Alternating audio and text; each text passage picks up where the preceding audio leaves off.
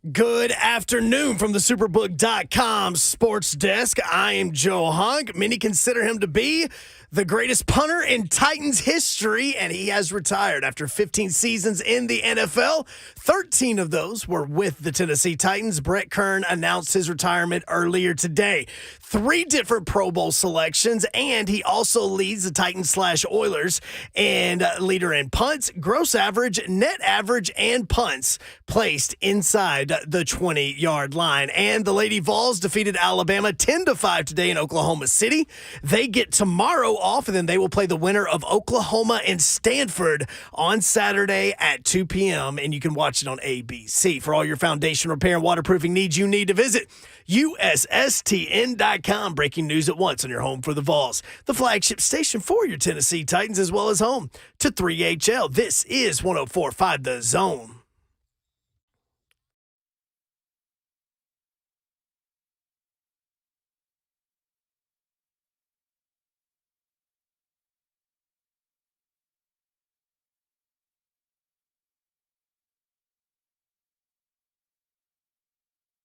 Yo, what up, Nashville? 3HL is on the air. Happy Thursday. Brent Doherty with you on a beautiful day in the Music City. Dawn Davenport is alive and well. Hi.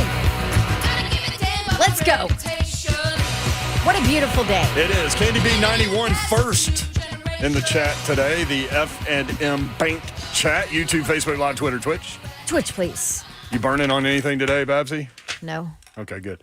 He's Ron Slay. I'm in the building. I'm in the building. I'm in the building. I'll get you going. I'm in the building. I'm in the building. I'm in the building. I'm in the building. I'm in the building. I'm in the building. We'll get to Brett Kern. We'll get to Tom Brady. We'll get to Tom Brady. Yeah. What he done? He said things. Here we go. Wow, you just dropped that music quick.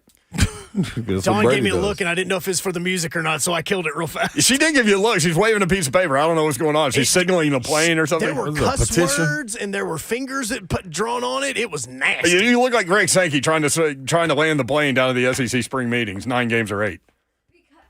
Because She turned her mic I off. just turned my mic off, which I never do. I was just getting on Hunk about how simple this show list is. Usually there's more on it. It usually comes with a list of our guests today. Whole rundown. Stuff like that, a whole rundown. It's got all of Hunk's research Oh, here we on go. it. Oh, There was a page 2 that did not make it in the packet. Nope, that ain't it. That ain't it. I was going to say I didn't get one. What is You got that? left out of Nope, this is our Norm information. dog. Norm Parton in the building. Who? Norm Parton, a NASCAR aficionado, racing aficionado in this market. We've talked to him before on the Yeah. phone. You just have never You just met haven't him seen in him, person. and he was just standing when He Hunk wear the opened the door. glasses? Yeah, Yeah, I saw him passing by one time. and all around great guy too. Yeah. He's all of those things. So there's a lot of talk about the Speedway down at the fairgrounds. So So who do we have on today? Because clearly Hunk decided to take Thursday off. would you like me to tell you? I would Babsy? love for you to go through the list for our All right. listeners. As I mentioned, we will talk about Brett Kern retiring. Congrats to him. I actually figured out how many miles of punts he has had in the NFL. Let's just say he's a marathon man. Huh. Tom Brady Would you with a take quote. his career yardage and then convert it Can you into let us miles? guess? Can you let us guess first before you give it to us? Yeah, Whenever I you will give it do to us. that. Okay. Let's see what else. Lady Vol softball with a win. How many yards are in a mile? 50. Well, there's 5,280 feet in a mile. There's 3 feet in a yard. So, yeah, I dug deep. You went in. I went in. Lady Vols beat Alabama 10-5. They opened up a 10-2 lead in their College World Series opener today against Alabama en route to that 10-5 win. The Lady Vols will play the winner of Oklahoma and Stanford. Oklahoma, the number 1 ranked team in the country. They have won 48 consecutive games. Bring them on. Which is a college women's softball record. It ties a record. So they're playing Stanford right now, 0-0 in the second inning. That game will be Saturday at 2 o'clock. Woo! Let's go, baby. Good Saturday. Raheem Morris did some stuff. Sonny Gray stats, SEC scheduling, spring meetings, concluding with a vote on the schedule tomorrow, perhaps. Got more information on this. Dennis Dodd reported how many teams are actually for the 9-game schedule, and there are 5 teams. We'll let you think about who those 5 might be. One of them is not Alabama, and the reason is if there's a 9-game schedule, you get 3 permanent opponents, and Alabama's would be LSU, Auburn, and Tennessee. Ouch. So Georgia is one of the 5 that is for it because I think they would love to pin those 3 games every year on Alabama, partly. Well, plus, wouldn't Right? the Auburn-Georgia game go away, too? I don't know who Georgia's would be. I don't know who Auburn's would I be. think if you look at like the supposed pod, right? Yeah, kind I've of got system. I think that would go. I think Auburn Georgia would go away. That's one less. I've got that pulled up. We'll do that too. The potential pod thing that the SEC My eyes network are rolling. By the way, put out there. Tennessee's, I guess, would be Alabama and Vanderbilt for sure, and then I guess Florida. Maybe Georgia, but probably Florida. Yeah, probably more Florida than Georgia. So a simple majority of 8 schools is needed. Like I said, 5 are for it, according to Dennis Dodd, at least at this point. They're playing golf today, so they're not meeting today, but I'm sure there's a lot of meeting big on a golf combos course. going on out there. There's a lot of lobbying going on. You said only 8 needs to approve of this? Yes. So only half. Yeah. Because Texas and Oklahoma are voting on this too, right? No, they have They voices. They do not have votes. Okay, so yeah, so They are not 6 of officially the 8. members yet. Okay, guest-wise, Jesse Cole. You may not know who that guy is. Nope, you would never know his name Jesse just Cole. randomly. I think a lot of people might because, well, he's the owner of the Savannah Bananas. And I think people might know who the Savannah Bananas are. Yeah. for sure that, because they're playing 2 games in Nashville, Friday night and Saturday night. Both games are sold out. Already? Where are they playing? At First I want to say Horizon they were Park. sold out like 2 months ago, weren't Yeah, they? they sold out in minutes, Yeah. according to the sounds. That's So real. people know who the Savannah Bananas are. Anyway, Jesse Cole will tell their story. Basically, he and his wife started this thing. They went bankrupt. They sold their house and drained their savings to keep this thing going. This is a phenomenal Yep. story. I don't care who you are. I don't care what sports you like or don't like. This story is absolutely amazing. Like, you want to talk about betting on yourself Yeah. and your spouse? And it doesn't get old.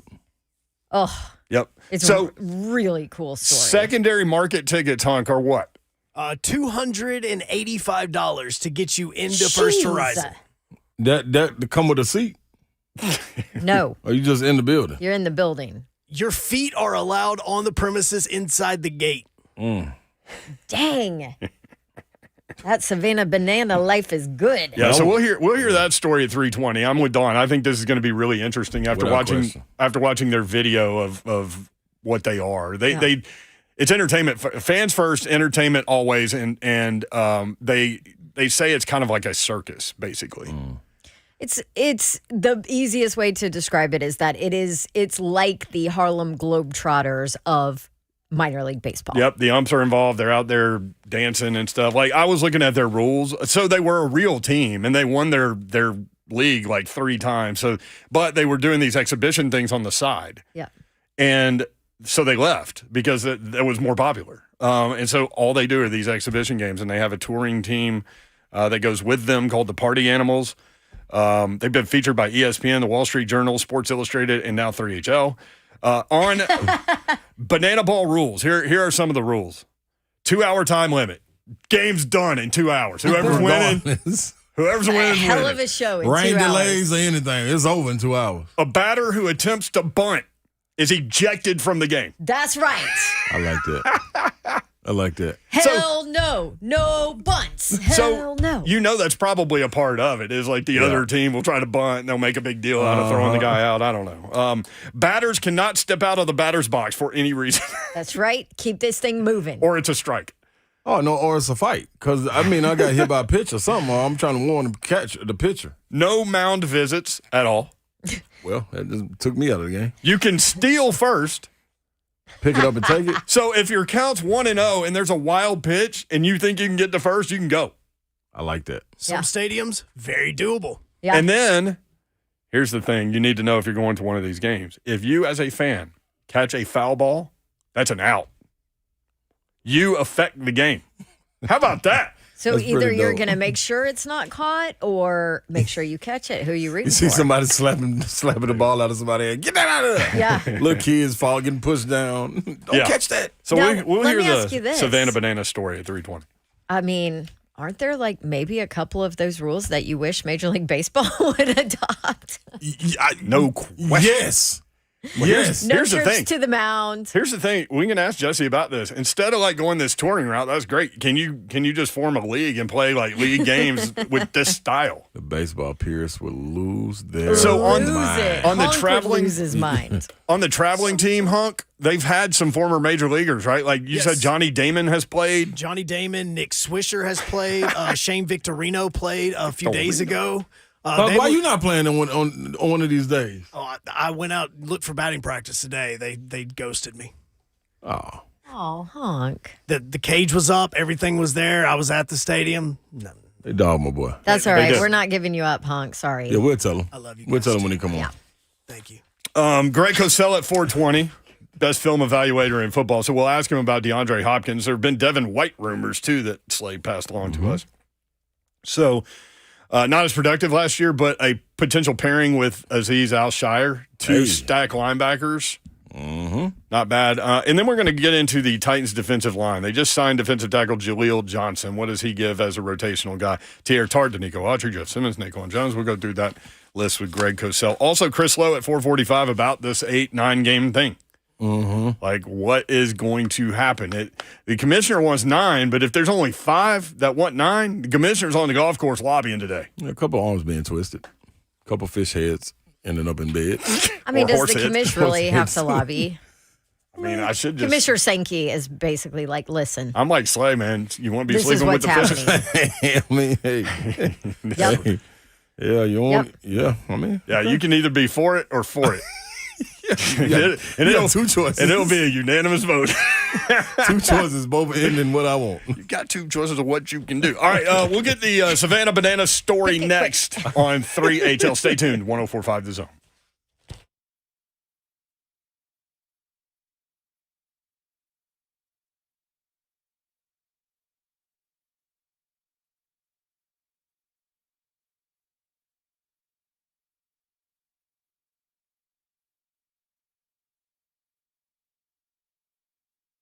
Spring Hill Heating and Cooling. They are the heating and cooling company that can take care of all your HVAC needs. And I'm talking about the Spring Hill Heating and Cooling that we're talking about. It may be an amateur out there, maybe an imitator out there. They're not the Spring Hill Heating and Cooling because this one is a proud to be a York certified comfort expert company that always is backed by a 10-year parts and labor warranty on York products, Babs. You got that. Hey, it's time to tune things up too because maybe you've noticed it's hot as something outside. That's right. Yeah.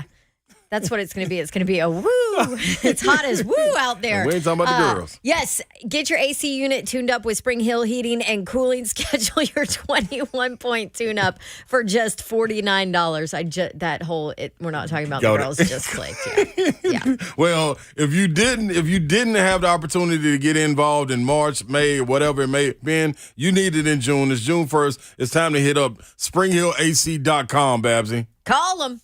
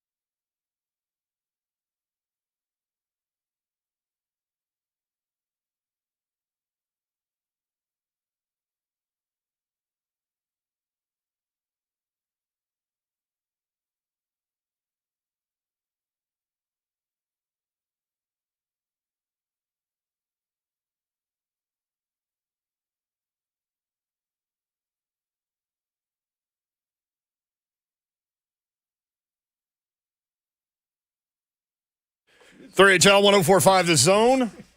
Nope. Brent Doherty, Don Davenport, Ron Slay. Executive producer for 3HL is Joe Hunk. Sup? We are presented by Spring Hill Heating and Cooling, springhillac.com. The F&M Bank chat is up and going. Rolling. Hit that like button, y'all. Continue on, y'all. Hit the like button. Okay, yes, you can watch the show live on YouTube, Facebook Live, Twitter, and Twitch. Twitch, please. Really cool story that we're going to get into right now. The owner of the Savannah Bananas, Jesse Cole, joins us now. You can get him on Twitter at Yellow Tux Jesse on Twitter. Jesse, hey, man, thanks for the time. What's happening? How are you?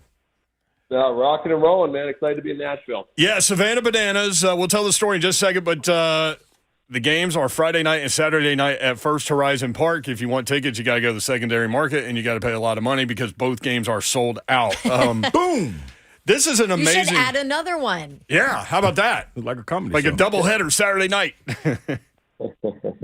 Yeah, based on what we've seen with demand, we just passed over 650,000 on the wait list. So I think we'd have to add a few more than one, but it's been unbelievable to see the response this tour.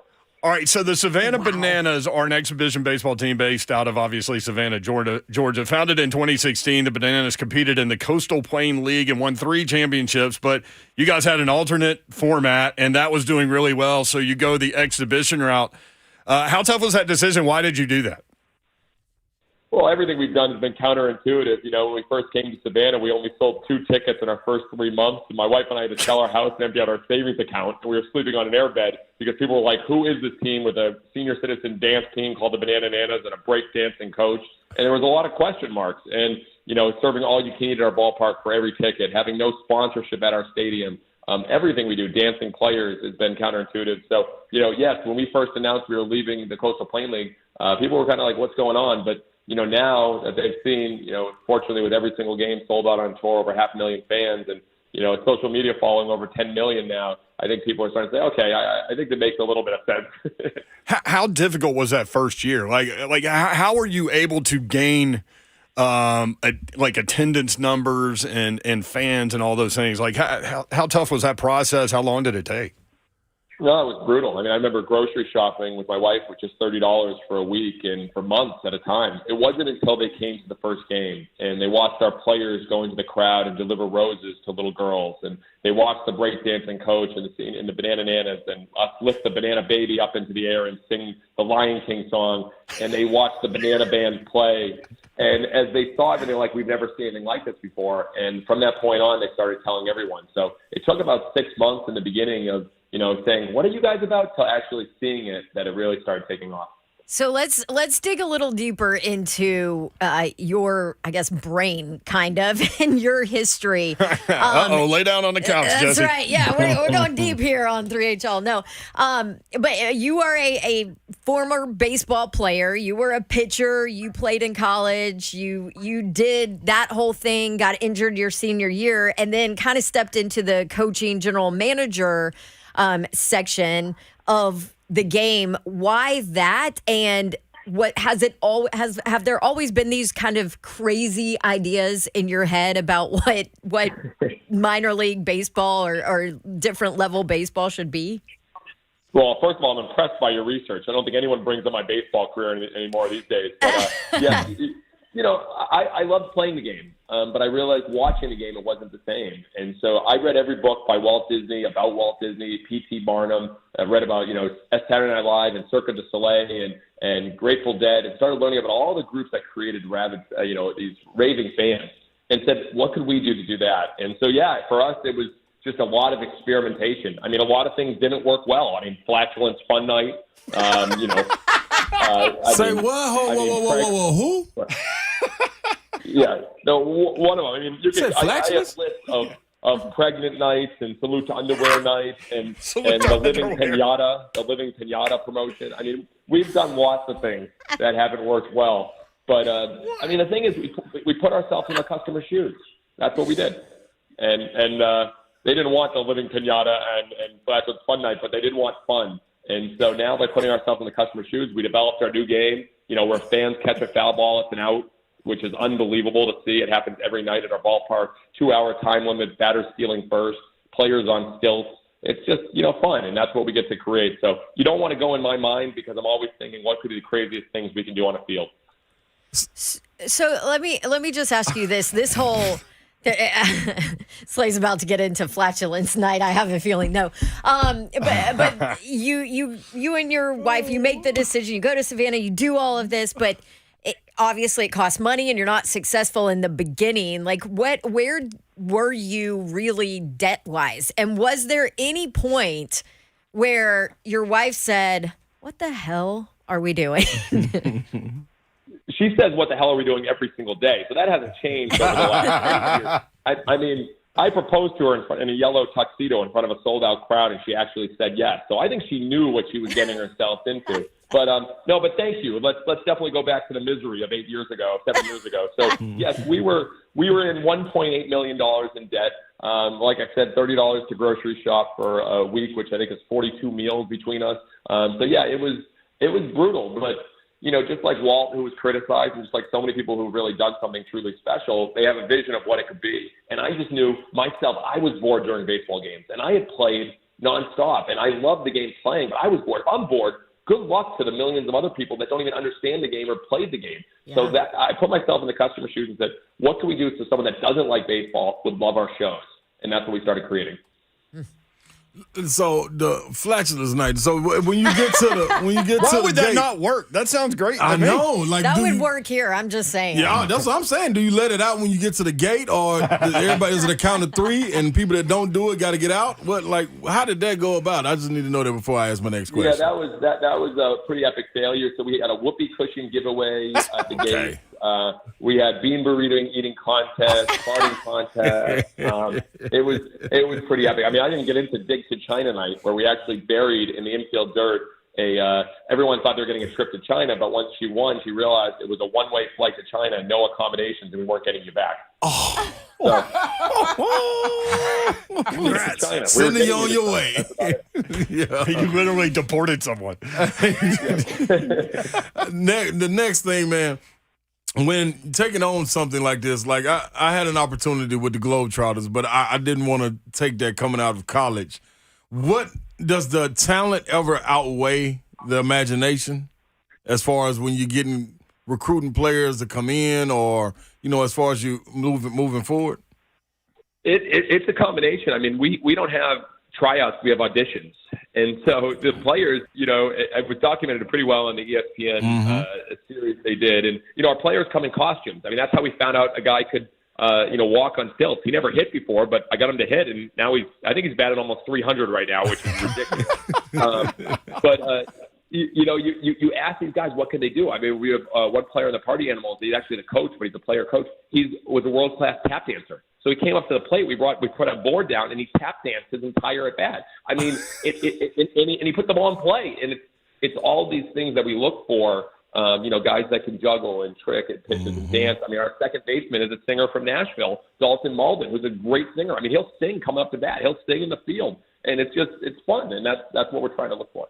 Do you have anyone that auditioned and you brought them on because you saw something inside of them that they didn't know? Maybe they were quiet and you were able to pull it out of them, or did everybody that come up and automatically audition just pop out? They knew they had to stand out. Well, our coaches tell this story. I don't remember because I think I was pretty frustrated at the point. But, yeah, Dakota Stilts Albritton showed up, and he was an average baseball player. He wasn't going to make the team. A lot of these guys that play for us played professional baseball. We have pitchers throwing 94, 97 miles an hour, first-round picks. And this guy he wasn't at that level. So at the end of his tryout, he said, hey, I brought my stilts. Do you want me to get in them? I go, not really, unless you can hit in them. And he goes, I've never done that before. I go, will you try? He goes, sure. And he got in the batter's box and started actually putting the ball in play. And we had the meeting with the coaches and everyone, and they're picking the team. And I go, this guy needs to make the team. They go, no. I go, guys, he's hitting on stilts. There's no one in the world that can do that. And they're like, we can't take away another baseball spot for him. I go, he's hitting on stilts. And so I walked out frustrated, and finally they agreed to create an entertainment spot for him. And I'll tell you, you'll see in Nashville and anywhere we go, as soon as I get on the field and say, now coming to bat, the world's the place stands up and erupts. And he's the most popular player. He now pitches. He plays first base with like a 40-inch glove. I mean, we're using him everywhere. And that's one of the guys that I just saw. Anybody that can do something that no one else can do, find a way to give them an opportunity. The same thing with our dancing umpire and our trick pitcher. You look for all these guys that can do things that people haven't done and just let them try and learn and get through the messy to get to the great. So is it like the Globetrotters? Back to Slay's question. Is it like the Globetrotters in that you play a touring team opponent? I read the Party Animals. So do the Savannah Bananas win, most of the games? Or how does that work? Do you play straight up? No. The Bananas have lost more games than we've won this year. So then tell me about the Party Animals then. The Party Animals are all pro guys, and they party and celebrate and do things. They're unbelievable, and now they just passed over 1 million followers. So they're about to have more followers than every major league team on TikTok as well, because they're building up a following. No, we don't want to be the Globetrotters. Okay. We're building this game of Banana Ball. Banana Ball is a competitive 2-hour, amazing, fast-paced game that you never know who's going to win. I mean, the Party Animals beat us in Tulsa just the other night, and on a bang-bang play and a showdown, which is the end of the games, we have like one-on-one pitcher versus hitter. It's crazy. And it was a bang-bang play. Our umpire called him out. He was actually safe. The entire stadium's booing. Our players are going nuts. People thought it was the World Series. They're like, that can't be the Globetrotters. I'm like, these guys care. It's competitive. I think that's what makes it great. The whole stadium was standing, sold-out crowd. I mean, that's what makes it fun. So you guys are on a 70-game tour. Do you how involved are you on a day-to-day basis? Are you at every game traveling? Like, what's your you've built this empire. Now what's your role? I'm literally at the stadium right now walking. I was just working on the script, and we're looking on trying to get a tractor for tomorrow for a whole other story. I'm very involved. Hey, you're in Nashville. I'm pretty sure you can get a tractor. Seriously, if you put that out on 3HL, I guarantee you one of our listeners has you covered. Here's what you need, a tractor with a bunch of bridesmaids on it. Oh, there's something there too. Yeah, I mean, no, I love it. I love it. My role is, now that we've grown and have a lot more people, is really to kind of keep building ideas. I come up with 10 ideas every single day. We have idea sessions, idea paloozas, and every night we do between 10 to 15 things we've never done before in front of a live crowd. So I'm building that with the team and promoting and having fun. And yeah, it's a dream job. It had to be one moment, if you can think back, where you were in a dark corner and you were thinking, this is it, man. I'm done with this. I'm not doing wife, baby, leave me alone. I can't do this no more. It's over. Who was the one to pull you back before you walked out the door? You guys love going back to the misery. Let me say, yes, because it's so much. It's so much sweeter now because you can talk about it. You can talk about it. It's easy to talk about it. And the other part of that, seriously, in all seriousness, there's a lot of people listening going through a lot of bad times, and there is hope out there. You know what I mean? Yep. No, I appreciate that. And I wish I could immediately go. I mean, there was a lot of tough spots. I mean, I literally remember like eating food that wasn't real food. It's like, am I really eating this? And sitting with Emily and saying, is this what our life is? We just got married. But my dad taught me the power of positivity as he battled cancer. And every day I asked him how he was doing. Yes, I'm great. How are you? And so I learned the positivity and optimism. So, for me, I don't look at the failures. My dad, when I was a kid, when I came up to the bat the first time playing T-ball, he yelled out to me, Jess, swing hard in case you hit it. And I was like, what? And that's kind of been my mindset. So, yes, I know there's been lots of darkness, but a lot of things, but I think I always look at, just keep trying, keep experimenting. The brilliant philosopher, Will Ferrell, once said, he said, keep throwing darts at the dartboard, you'll eventually hit the bullseye. And so for me, we're swinging, we're taking big swings and trying. I don't really look at the failures. I look at what we get to do, and that's really helped me tremendously. Love that. Wow, that's awesome. So do you have former major leaguers reach out to you wanting to participate in these games? It's ridiculous. It's so silly to me because it's like, I couldn't even get a speaking appearance at like a local Rotary. Like I had to beg to get to talk to anybody. And now, I'm getting text messages from Hall of Famers, Cy Young Award winners, All-Stars. Yeah, I mean, we've had, you name it. I mean, we had Johnny Bench with us, Dustin Pedroia. We've had Eric Gagne. We've had Jake Peavy. We've had Shane Victorino. We've had Josh Reddick. We've had Jonathan Papelbon. We've had, the guys have all played, Johnny Gomes. They keep showing up and having fun. And I think we'll have a few this weekend too in Nashville potentially. So it's pretty exciting. wildest request you've had from a fan to add to the show? that you had to say, no, we can't add that to the show. This ain't. That's a little too. Geez, I had wildest request from a fan. Everybody tries to get me to actually put streakers into our game. I'm like, don't put a streaker into. What do you mean you put it? Like program a streaker? It's time for the streaker, everybody. Like, no, I don't understand that. So they're like, they don't understand why we don't have streakers. I don't not who we are. But maybe one of these days. Maybe one of these days. I do love the rules. So some of the rules that I pulled out, Jesse Cole, owner of the Savannah Bananas, they'll be over at First Horizon Park Friday night and Saturday night. Both games are sold out. 2-hour time limit, no matter what. A batter who attempts to bunt is ejected from the game. We all three love that one. Love it. Batters cannot step out of the batter's box. I like that. No mound visits. Like, Nope. can you get Major League Baseball to adopt some of these? Hey, they're going faster. They put a pitch on. They're doing a good job. They're not 2 hours, but they're getting faster. You can steal first. Explain that one. Oh, geez. So, again, any pass ball, you pitcher, you better throw twice. You throw a ball in the dirt on an 0-0 count, the batter's taking off and stealing first. That's phenomenal. Oh, that's phenomenal. See, I like you can't charge the mound, but I wish you could, instead of that, you could charge the plate. You ought to reverse it. Let the pitcher just. I like that. Yeah, let him just attack. Uh-oh. Well, they keep my director of entertainment, who's brilliant, Zach. He's like, Jesse, I really want to have a full-fledged pillow fight if there's a hit by pitch. Both teams full-fledged pillow fight for a minute. So that's hilarious. That'll probably happen at some point. I like that. Well, Jesse, hey, congrats on all the success, brother, Most and have fun out there this weekend. Appreciate you being here. Thanks. Appreciate the support, guys. A lot of fun. All right, buddy. the SavannahBananas.com is the website, and you can check them out there. Y'all remember, I've been talking about this forever. Whenever they came up on the schedule that they were going to be here. Dang it! I should have got my tickets back then. Apparently. So speaking that's of over. tickets, I have a price update for you guys. Okay, price okay.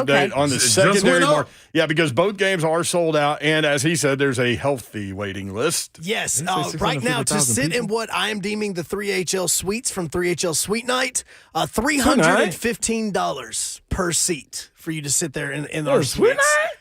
To sit on the berm, the grass area in between left and left center, that is $162 just to sit there on the grass. To sit on the bar area on the patio at Third and Home is almost $200. Oh man, that's They the are spot right making there. a bank roll. Good gracious. That's why you got to hear about the dark times. Yeah. Like, that's why I want to hear about it. Exactly. Because, man, you just walk into it, you think it's all peachy and cream. Man, no, y'all put some work in this. But- Yeah, it's fun now, but But how great was the flow of that conversation into his dad telling him with cancer, I'm good yeah. every day. I'm good. And what Teach- you hang on to, teach- swing hard. Swing hard in life, too. Like, Swing hard, throw hard. yeah, that's it. Dang. Yeah, so that's going to be fun. You hit on prices? I might have to do it. What, go back? No, go check them out. Go check them out on the Oh, yeah, secondary no, market. I would, too. But the finals come on tonight for me. Are they on tomorrow night? I was gonna say Nope. I would, Nope, they're but They that's play too tomorrow rich night for and my Saturday. blood. Oh, they don't play tonight. They don't play tonight. They play tomorrow night and Uh-oh. Saturday, so I can't go Saturday. Oh wait, it's Thursday. Today's Thursday. It feel like I keep Friday. thinking it's Wednesday. I keep thinking it's Friday. we all on the right, We're all over the place. all on the date, but the right date. We're all jacked up Looking for sweet night. on Mountain Dew. Yes. we could all split a ticket. What, and just walk in and out? Yeah, like everybody get an inning. Yeah, see if it It's works. only 2 that way. hours. No, we just get 30 minutes apiece. Here we go. You miss out, Zelf. He's new. So, He can get a friend over at the apartment complex and let him just sit on their balcony, just overlook the field. dang, dog. By the way, do we have a Sally Struthers update? She's still alive today? She back? Still alive and kicking those little legs. No, remember Karen in the chat See. said, well, she'll probably die tomorrow. Oh, yeah. She's That's still right. hanging up. Oh, see, now we're going to put her on the clock. That ain't good. That's not good. All right, Titans legend punter Brett Kern officially announced his retirement today. We'll celebrate that next on 104.5 The Zone.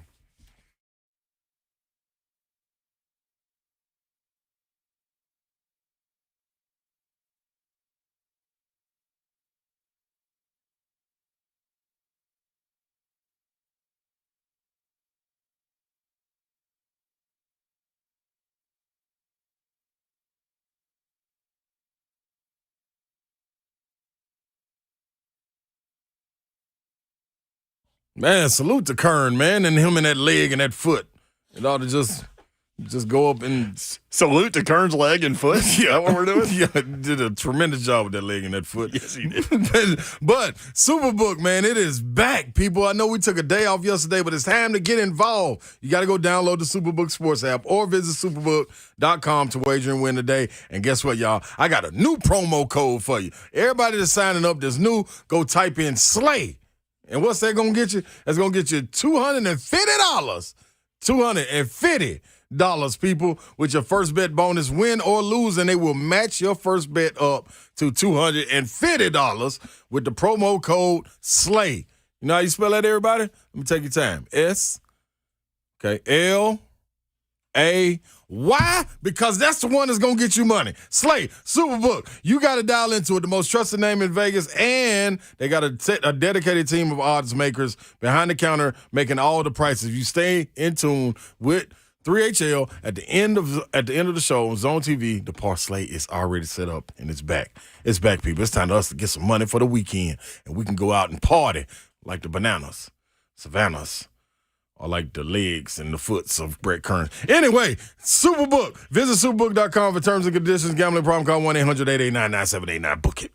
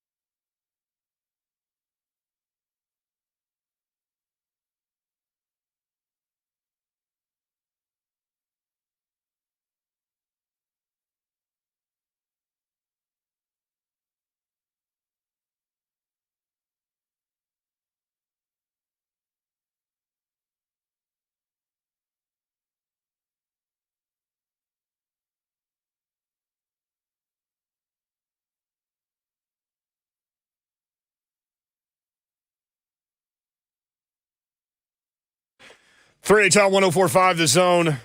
Lady Vols with a College World Series win today over Alabama, 10-5. They play the winner of Oklahoma-Stanford, locked in a scoreless battle. There you go, ladies. Stanford right fielder just made a great snow cone catch going up against the wall to keep Oklahoma off the board. I think they're in the 4th inning. Air traffic control. Oh, look at my girl. Who's your girl? Baby. I just got a Babsy. picture from school. I mean, it's chocolate everywhere. Apparently, they have chocolate cake at school. I didn't approve this. I did. It's her entire face is covered. Hey, don't worry. They text me. That means it's good. No, that means it's phenomenal. Apparently, I'm actually jealous. Look, let's I see. was going to say, did you approve of that chocolate muffin you scarfed down that was Right. on the counter the other day? Yeah, It nobody was called a us about chocolate that one. chip muffin. Okay. It was all over my face too. Even more calories. Stand corrected. Titans legend punter Brett Kern officially announced his retirement today. We've been respectfully watching his career, as you guys have for a long time. And he gave everything he had to that organization and to that sport. His story is phenomenal. Just, we talk about the adversity people find in life, and he had been released by the Broncos and went to play golf. And on hole 4, he gets a phone call from the Titans, and he said he was 2 under par. He believed he was going to knock down the course record that day, but he was very thankful to get the phone call and become a member of the Titans. And what a career with this franchise! One of the memories, the 50-yarder. In the playoffs in New England, up by 1 with 25 seconds left down to the 1-yard line. He actually talked about that. We'll hit that in just a second. But 3-time Pro Bowler, first-team All-Pro in 2019, second-team All-Pro in 2017. 1,006 punts for this organization. Wow. 46,136 yards of punt. That's 138,408 feet, which translates into how many miles? I'm going to go. He punted from here to Knoxville. About 269. No. 216. Damn good. I was told there was no math.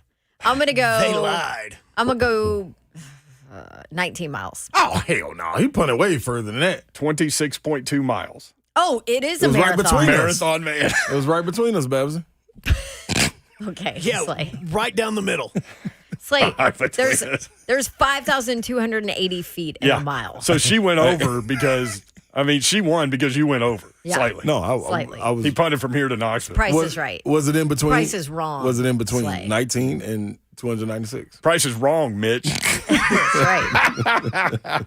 Mitch, please. All right, all-time franchise leader in punts, 923. Gross punting average, 45.9 yards. Net punting average, 40.8 yards. Punts placed inside the 20, 373.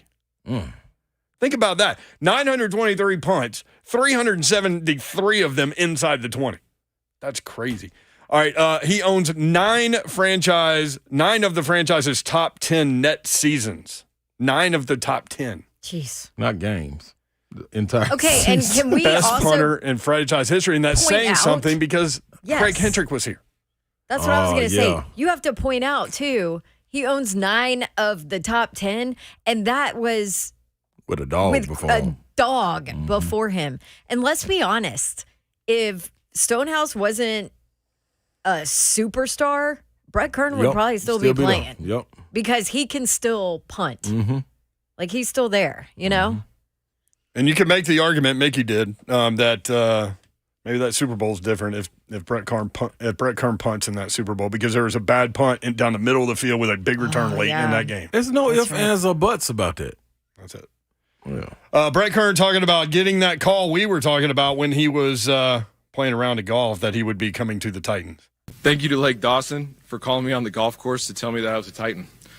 Despite being 200 through 4, thinking I could break the course record, it was one of the best phone calls I could have ever gotten.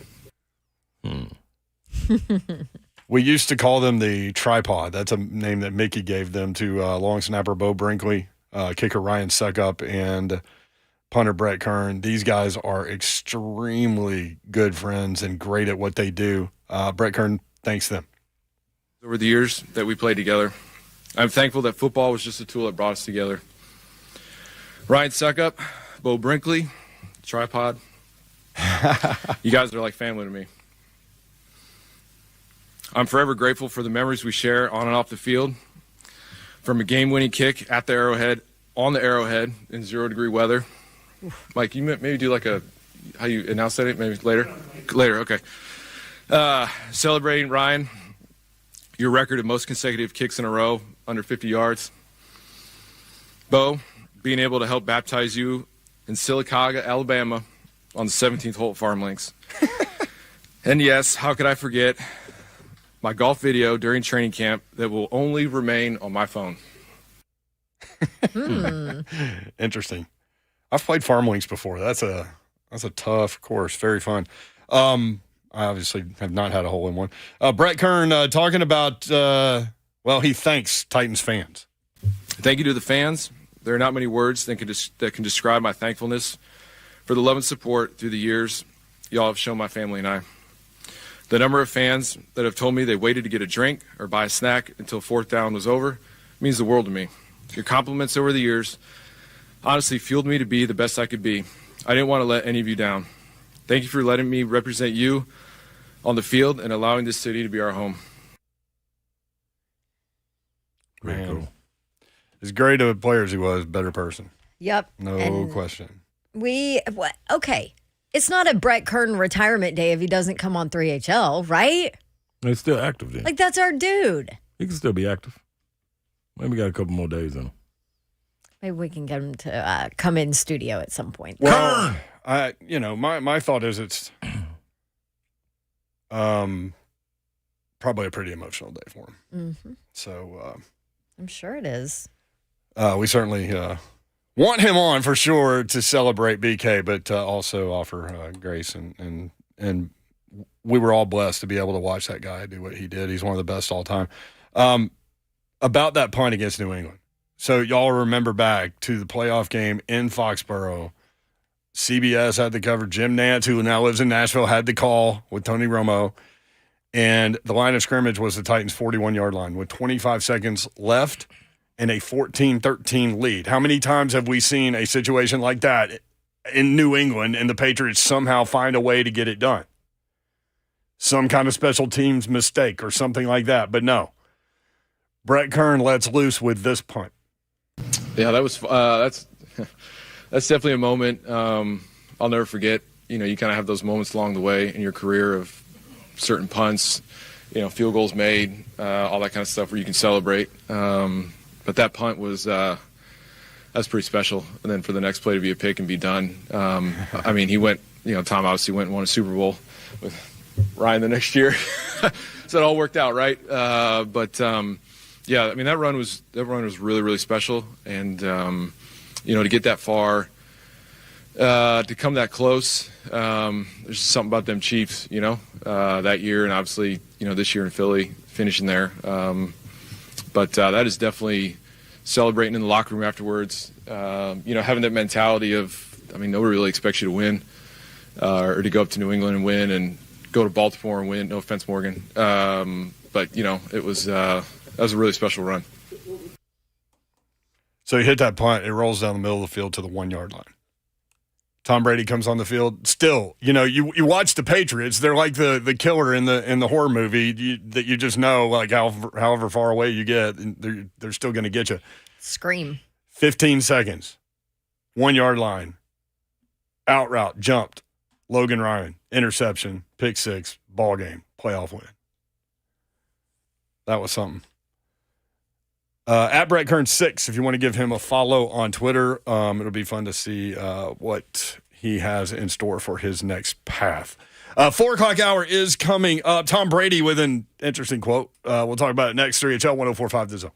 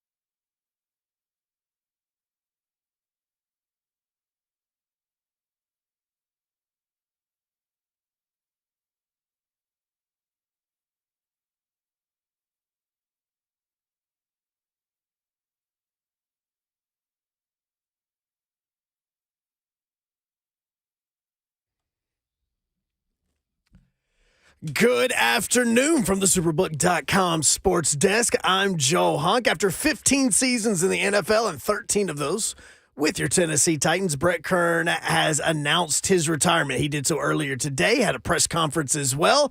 When it comes to his records with the Tennessee Titans, he obviously leads the team in punts all time, gross average, net average, and punts inside the 20-yard line. In the Women's College World Series, Tennessee took out Alabama 10-5 earlier today. They're going to play the winner of Oklahoma and Stanford on Saturday. That game is currently going on and is tied at 0 apiece. And tonight, game one of the NBA Finals. Heat, Nuggets, 7:30 tip-off. You can watch that on ABC. For all your foundation repair and all of your waterproofing needs, you need to visit USSTN.com. Breaking news at once on your home for the Vols, the flagship station for your Tennessee Titans, as well as home to 3HL. This is 104.5 The Zone.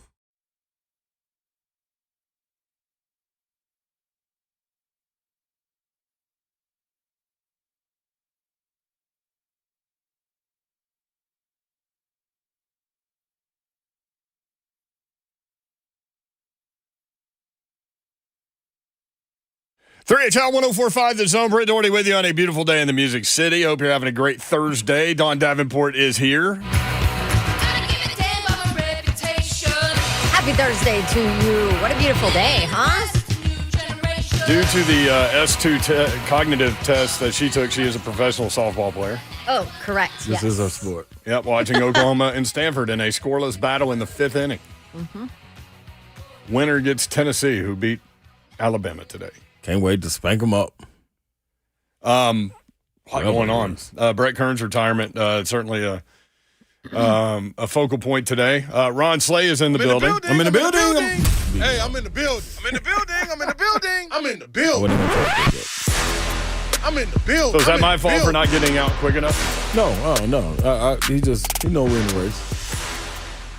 We're in the race for greatness. I had my finger on the trigger button. I was ready to go. Okay. I was ready. Joe Hunk, the executive producer of 3HL. How's it going? Do you have the audio from Titans Radio of that punt that we were talking about and that Brett Kern talked about from the 41-yard line of the Titans with 25 seconds left, a 1-point lead in a playoff game in New England down to the 1-yard line? That I do, and here it is. Kern has to catch it and kick it. He catches it. He kicks it. He gets away a line driver. It's going to bounce for a long time inside the 10 and will be down at the 1 with 15 seconds to go.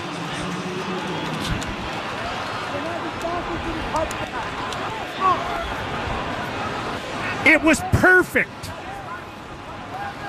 It was perfect. With the liquid sunshine for the Titans here. That's a all-pro punter right there.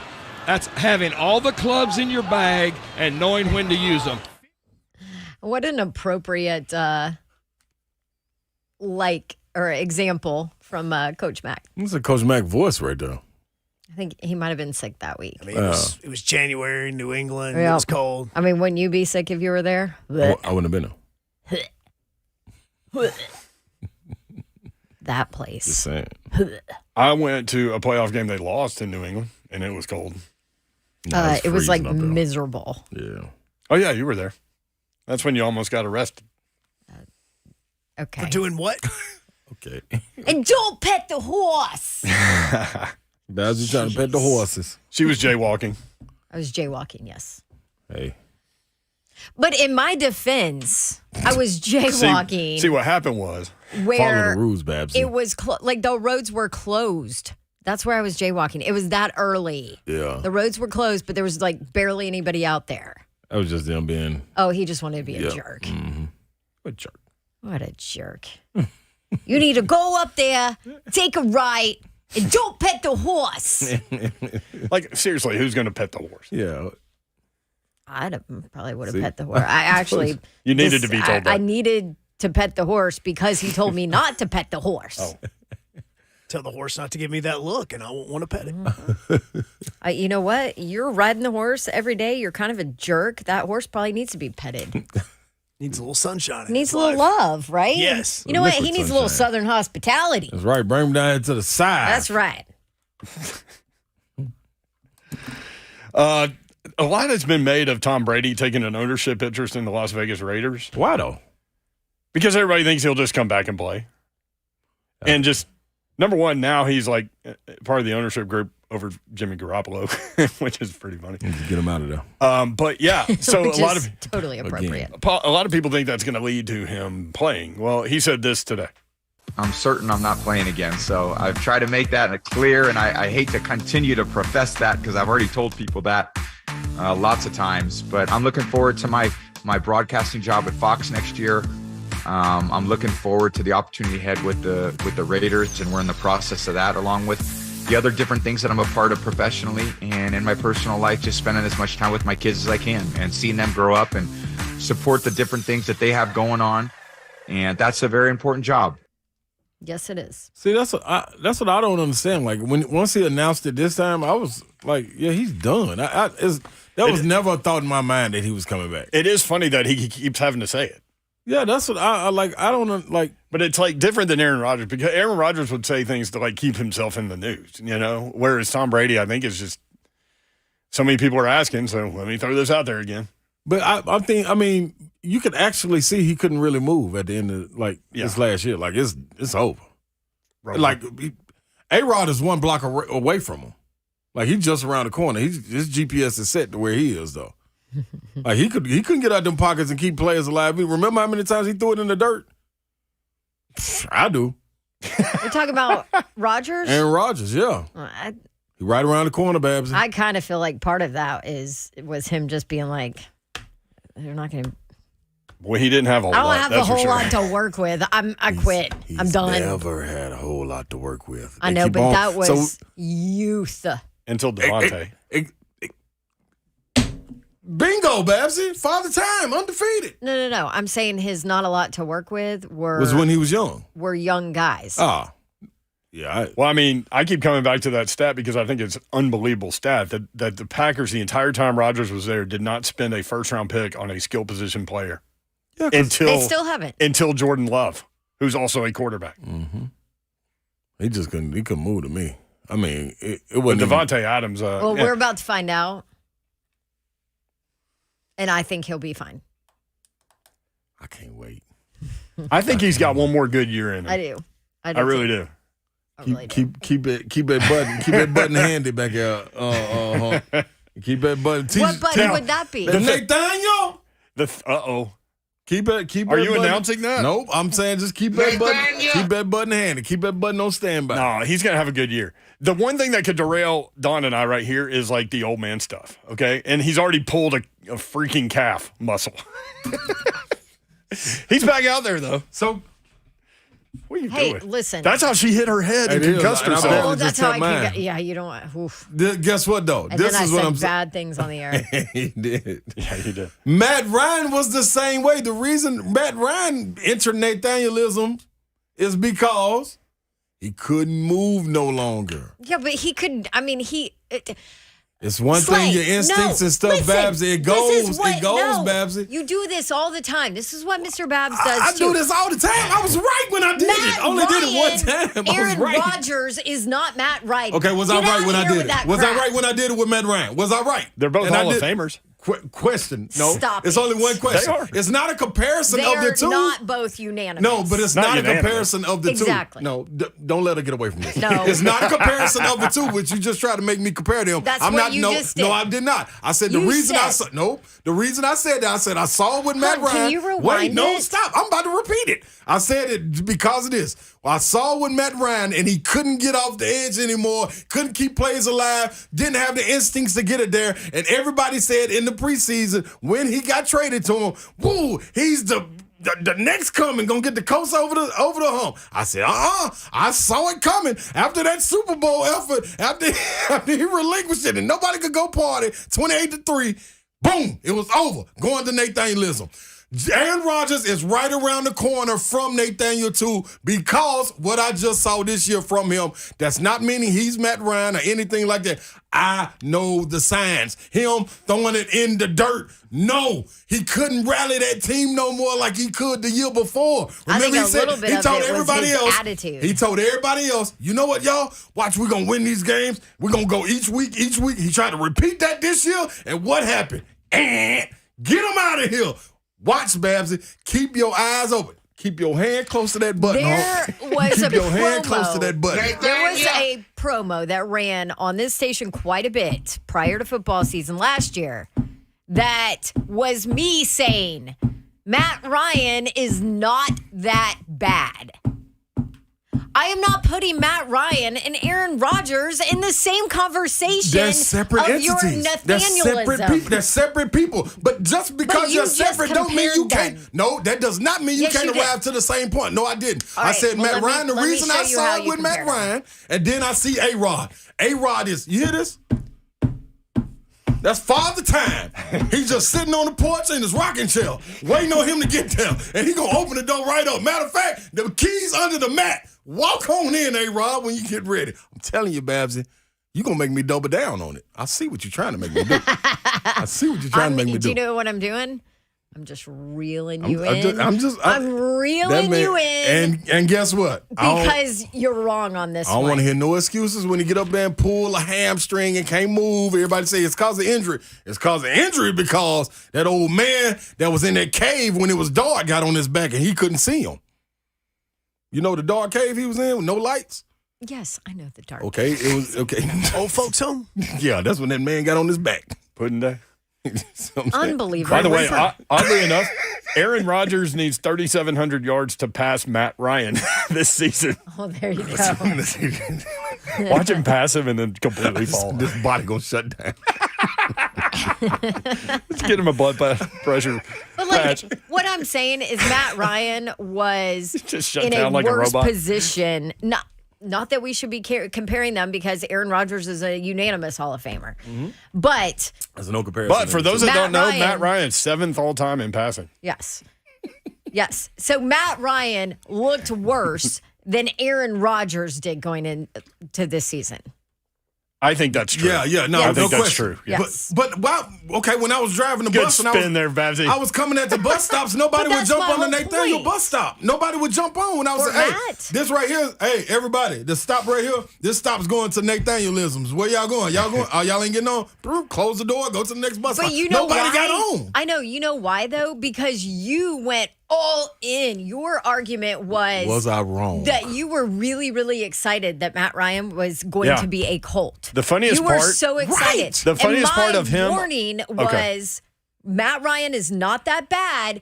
Don't get excited about that because these are the Titans. This is their division. Matt Ryan's probably going to go ball and kill him. Now, I was wrong. How bad was he? He was bad. Yeah, you're wrong. But the interesting It was part of bad. Slay going out so strongly on that ledge was like the national guy was like, Matt Ryan and the Colts, they're going to win a ton of they games. was all He's going to in. be awesome. Yep. Yes. What people doing? So that was the That's what argument. people are doing now. You're right.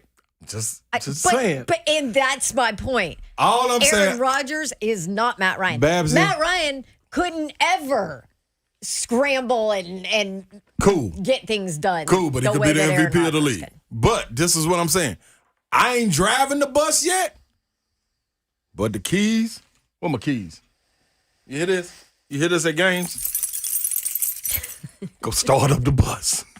We ain't in it yet, but go start it up. Warm it up, baby. Warm it up. Punk, Oh, Oklahoma just. Warm it up, Punk. record this entire section. I might eat my words one day, but I said keep your I hand need close you to to it. I didn't say he save is yet. He around the corner.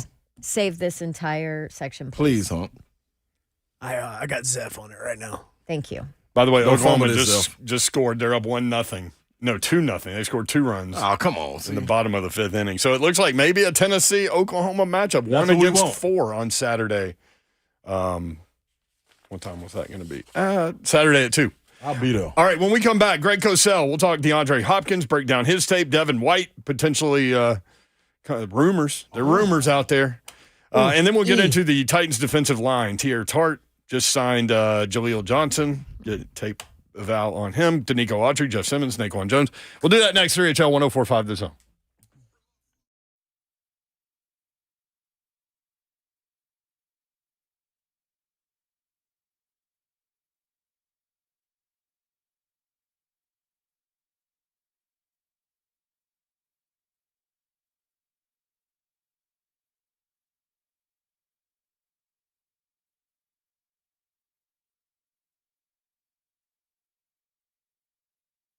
You spend valuable time thinking about which bets to place each week, so why wouldn't you want the best company in the business to be the one that handles those bets? Superbook Sports, the most trusted name in Las Vegas, now live right here in Tennessee for all of your sports wagering needs. Slay and I both use them.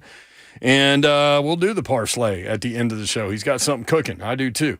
So make sure you stay tuned on Zone TV to watch after the show is over.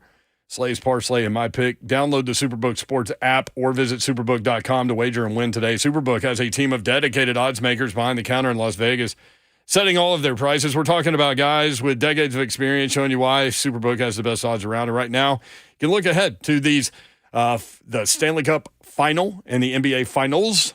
And you can bet on games, you can bet on the series, you can bet on the champion, all those things. And Major League Baseball, you can find out what they got. Just download the Superbook Sports app. Visit superbook.com to wager and win today.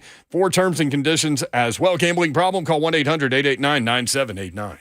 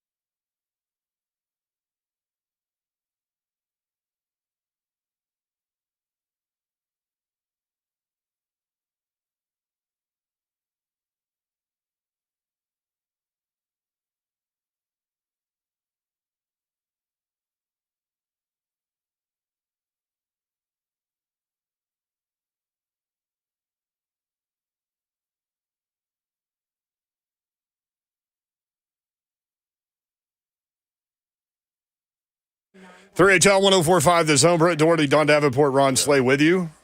Hope you're having a great Thursday. That's wild. Yep. Time to jump into some film evaluation with the great Greg Cosell. Greg, what's up? How are you? Hey there, Greg. Hey, Dawn. Hey, Hi, Cosell. What's happening? What, you already want to start? Yeah, Dang, yes, Slay's like, yes. screw the introductions, let's go. I want to ask him what he thought about A-Rod. Aaron Rodgers last year. We just had an argument about Aaron No, Rodgers. we just had a nice heated discussion. Yeah. Healthy discussion. What did you think about did his A-Rod tape last show? year? Yeah. What did I think about Rodgers last year? Yeah. I didn't think he played up to what probably many expect Rodgers to be, what he's done in the past. Again, I didn't think he was quite as consistently precise with his ball location as he's been throughout his career. You could argue that he's the best thrower of the football we've ever seen. I don't think he did that as consistently a year ago. We have no idea how his injured thumb impacted that. Obviously, he made great throws at times. You get caught up in that argument that, well, he didn't play well because of his thumb, but then how do you respond to when he makes a great throw? I guess on those throws, his thumb didn't bother. So you get caught up in that debate. And I thought his legs looked a little older. I thought that he didn't move the same way that he had in the past. He was never a mover in the sense of let's say a Patrick Mahomes, quite like that, but he could get out of the pocket and he could make great throws, and he made some runs that produced first downs.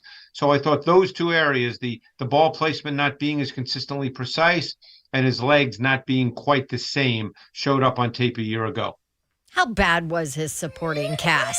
Yeah, was that on? Well, I mean, hey, sit down. Slay basically agree said, or disagree with he what basically I said Slay everything agrees you with said. you. Yeah. So he's dropping the mic and leaving. Is that it? He's just walking. He's pacing around the studio. He's done. I think supporting cast is one of those things that's, let's put it this way. It can always be debated about that regarding a quarterback, is the supporting cast. Look, I'm not Aaron Rodgers and I don't get into any personal stuff whatsoever. But Aaron Rodgers last offseason chose not to be in attendance at any of the Packers, offseason functions. That's totally up to him. Like I said, I don't do character assassinations, anything like that at all. But he made that choice, and therefore he didn't get an opportunity to get in extra work with young receivers who he needed to get a feel for. And then that shows up when you play the real games.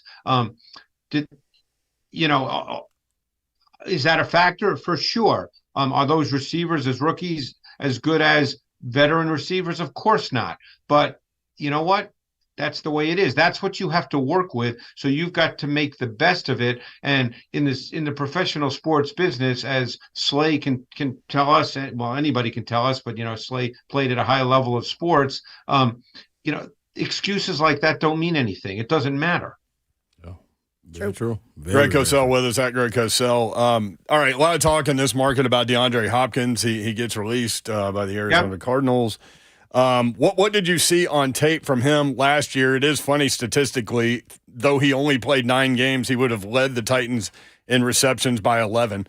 What did you see from him last year? I think he's still a quality receiver without question. He's a certain kind of receiver at this point in his career. He's a short to intermediate receiver, to use the old cliche term. He's more of a possession receiver. He's got really big hands. He catches everything. He's the kind of receiver with his physicality and his toughness and competitiveness that's open even when he's not really open. He's not necessarily a phenomenal separator at this point, but because of his physicality and his hands, he makes a ton of catches. He's not a vertical dimension, but no, he's still a quality NFL wideout. Would his skill set match up with Treylon Burks and Kyle Phillips? I mean, I think ultimately his skill set, kind of matches up anywhere because he's going to catch the ball when you throw it to him. You just need to understand what he is and what he isn't at this point. Yeah, look, think of it this way. He's the kind of receiver that can be a sustaining receiver, meaning if you want to throw the ball in early downs, he can give you 7-8 yard gains, which keeps you on schedule. And on third down, he can catch, when it's 3rd and 6, he can catch 8-yard balls and move the chains. So he really fits whatever you want to do. You just have to know that he's not an explosive dimension. Greg Cosell with us, at Greg Cosell on Twitter. A guy that Slay brought up, there are rumors out there that Devin White could end up here, the inside linebacker. I read that his production. Oh, we're dealing with rumors, huh? Yeah, all the time. Sports Talk Radio. It's June, Cosell. I think he's going to probably line up with Dick Butkus. Yeah. Potential pairing with Azeez Al-Shire. What did you see from Devin White? What do you think about those two if they do work together? Yeah, Devin White has kind of been up and down. He's had great moments because he's physically gifted. He's always been a really good blitzer, but he's also struggled a bit at times with the mental part of the game. So, he's been very up and down in his career. People probably remember a lot of the great moments. The year they won the Super Bowl in Tampa, he was awesome down the stretch. But he's also struggled a bit. So, you have to decide. I guess you have to decide why that is. I can't tell you the reason why, but you have to decide why that is, and if coaching can help that, if a change of venue can help that. These are things you have to figure out. Slay wanted to dive into the defensive line with the Titans. You want to go ahead and start that one at Greg Cosell on Twitter? Let's crank up. Let's crank up. Let's crank up with the centerpiece, man. Big Jeff. What did you see from Big Jeff last year, and what's another step for him to take as far as the film goes? Oh, I think he's a really, really good player. I've said that from the moment they drafted him. I actually liked his college tape more than Quinnen Williams. They both become really good NFL players. They're different styles of players. Simmons is country strong. In an ideal world, you'd love to see him become a more dominant pass rusher. But he's a really good football player. And he's really the centerpiece of their D line. I love that. So, who makes who better, or does it work in unison when you're looking at the tape? Is it him helping Danico, or Danico more so helping him? Well, when they go to their sub fronts and they bring Autry inside with Simmons, when they're healthy and can play together at their best, they are really good, Slay, with those what we call TT stunts, tackle stunts, where either Simmons is the penetrator or the looper, and then Autry is either the penetrator or the looper. They're really, really good at that. So, I think they help each other in that regard, but you also have to be able to, rush the quarterback and win on your own. And I think they both can do that. I think Autry missing meaningful time was a big loss for this team. Yeah. Obviously, they lost Landry in the preseason, and he'll be back as well. But, I think Autry is a really critical piece of this defensive front. What about, did you get to watch much of Tierra Tart while checking out time? Before you start your evaluation of him, he was very proud of the fact that he led the team in pass breakups for a majority of the season, and really enjoyed talking about that with us on the show. And then we talked with Jeff Simmons about it, and he was like, "Yeah, he's talking about it all over the facility." But yes, now to your evaluation, I just thought that was funny. So are they moving him to corner this year? Hey, need some depth out there. Remember the tip ball that he ended up intercepting?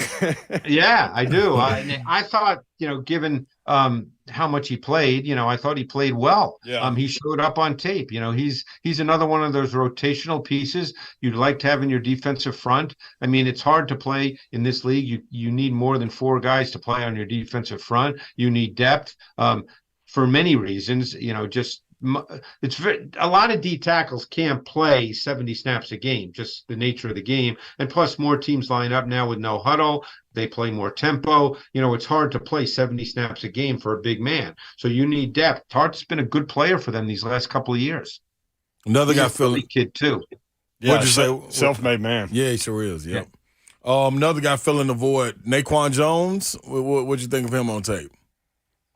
Yeah, I don't remember him really well, so that means he's not standing out to me, but I don't want to say anything negative just because I don't remember. But I mean, he didn't necessarily stand out to me.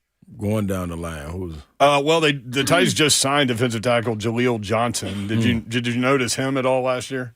Well, Johnson's a fascinating guy because I remember watching him coming out of Iowa in 2017, and I thought he'd be a good pro. I actually thought he had really good athletic and movement traits. I thought that he was competitive. I thought he used his hands well. I mean, he certainly wasn't Aaron Donald, but, I thought that he was that kind of guy in terms of athletic ability, not at the same level. I'm talking about the stylistically, how he would have to play, that he was more of an athlete than a power player. And I've been kind of surprised, to be honest with you, that he's been through the league. Seems like he's been with 7 or 8 teams already and hasn't really been able to find a home. And I can't speak to the reason why, because I really remember liking him a lot coming out of Iowa. Real quick, Jael on YouTube wants he's all over NWI. He really likes Nick Westbrook-Akine. What did you see from him for the wide receiver last year on tape? Yeah, I mean, I think he's one of those guys that is you like to see the success that he's had. I think in an ideal world, he'd probably be your number 3. I think if he's your number 2 or your number 1, then your wide receiver core has to be better. But he's been solid these last couple of years. He's given them production. You've got to line up and play with wide receivers. Somebody's got to line up. And, he's been the guy that's kind of lined up every week because there's been a lot of injuries and they haven't had a lot of other guys. So, I think he's a solid player, but you don't want to have him be one of your top 2 guys. Good stuff, Cosell. Really appreciate it. Always love the visits at Greg Cosell on Twitter. Thank you, man. All right, guys. Appreciate it. Thanks, Cosell. I like going there. I like going there. You know what? When talking about the D-line, when you talk about a guy like Naquan Jones, I'm not sure if he pops off tape, but you damn sure notice him when he go in the game. You know what I'm saying? If that makes sense. Like I don't see the chasing down running back down 10 yards down the field or anything like that, but I do see him being disruptive, and I'm interested to see him be able to take that step because if you can imagine Big Jeff getting what, and I'm sure he won't coming back off of injury, he won't want to take less plays. But we talk about ideally you're more effective though if you can. That's what I'm saying. Maximize reps. You feel what I'm saying? What I mean? Yeah, like if you can take 15 less reps from him and give him to Naquan, if Naquan's ready to take that step, we see Tierra's definitely ready to take a step. So you would expect him to get a couple of more plays. I think them being a little bit more fresh, and then that way you get going down the stretch of the season because it's a gauntlet early, man. If you can get those guys rotating early in that 6-7 game stretch and pull out some victories and be able to save a couple of legs, man, this defense could be even more dangerous. I think it's going to be a lot more on you. I don't know if y'all agree. Do you think it's going to be a lot more on this front line and these edge guys more so than it was last year? I think they'll be better, yes. Yeah. I am anxious to see what they see in Jaleel Johnson. That was an interesting evaluation of him. Vrabel today said that he can play both defensive tackle positions, which is right in line with what they're looking for, guys that can do more than one thing. And so, I mean, if you have a rotation on the defensive line, it's a huge advantage. It means something. And you get those guys fresh, and you see guys able to make. You keep guys fresher and able to rest guys when you don't need a Big Jeff to play on a bum ankle because you got guys that have stepped up behind them, and you can kind of, we're going to take this week off for you, Big Jeff, get you healthy and come on back. It's a little bit different. I think you got to see that with Chris Jones. They were able to rotate guys with Kansas City on that D-line. Yeah. You saw what he did down the stretch. God, they went deep, didn't they? And was ready to roll when it came playoff times. You could literally point at him and say, hey, man, Chris Jones going to make – well, Chris Jones needs to make a play right here, and he went out and made a play right there. Mm-hmm. So when we come back, we'll visit with Chris Lowe, ESPN. Good timing because we have news out of the SEC spring meetings regarding numbers of games that will be played within the conference when Oklahoma and Texas come. That's next, 3HL 104.5 The Zone.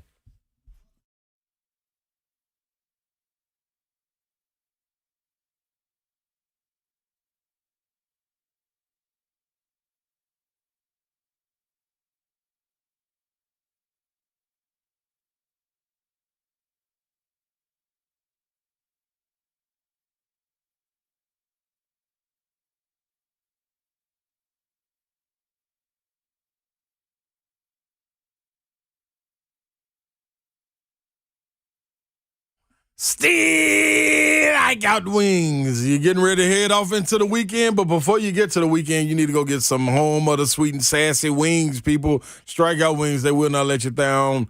They will not let you down. 3961 Plaza Man, come on, Slade. Let's do this again. Still, I got wings. Plaza Mariachi is the location. 3961 Nolensville Pike. 123 Ewing Drive is another location. Don't forget about the newly opened Strikeout Wings right there in Midtown Foods, right behind Martin Luther King High School. You can go in there, place your order, and get it and take it home. Don't forget, you cannot dine in there, but you can get the same good flavor and good taste right there, that same exact location. Don't forget the Ron Slade, the sweet and sassy lemon pepper drizzle, Cajun ranch fries with cheese melted on top. Kool-Aid, wash it down. Kool-Aid, wash it down. Why something like that? I don't know, because food, when it tastes good, make you sing. Still, I got wings.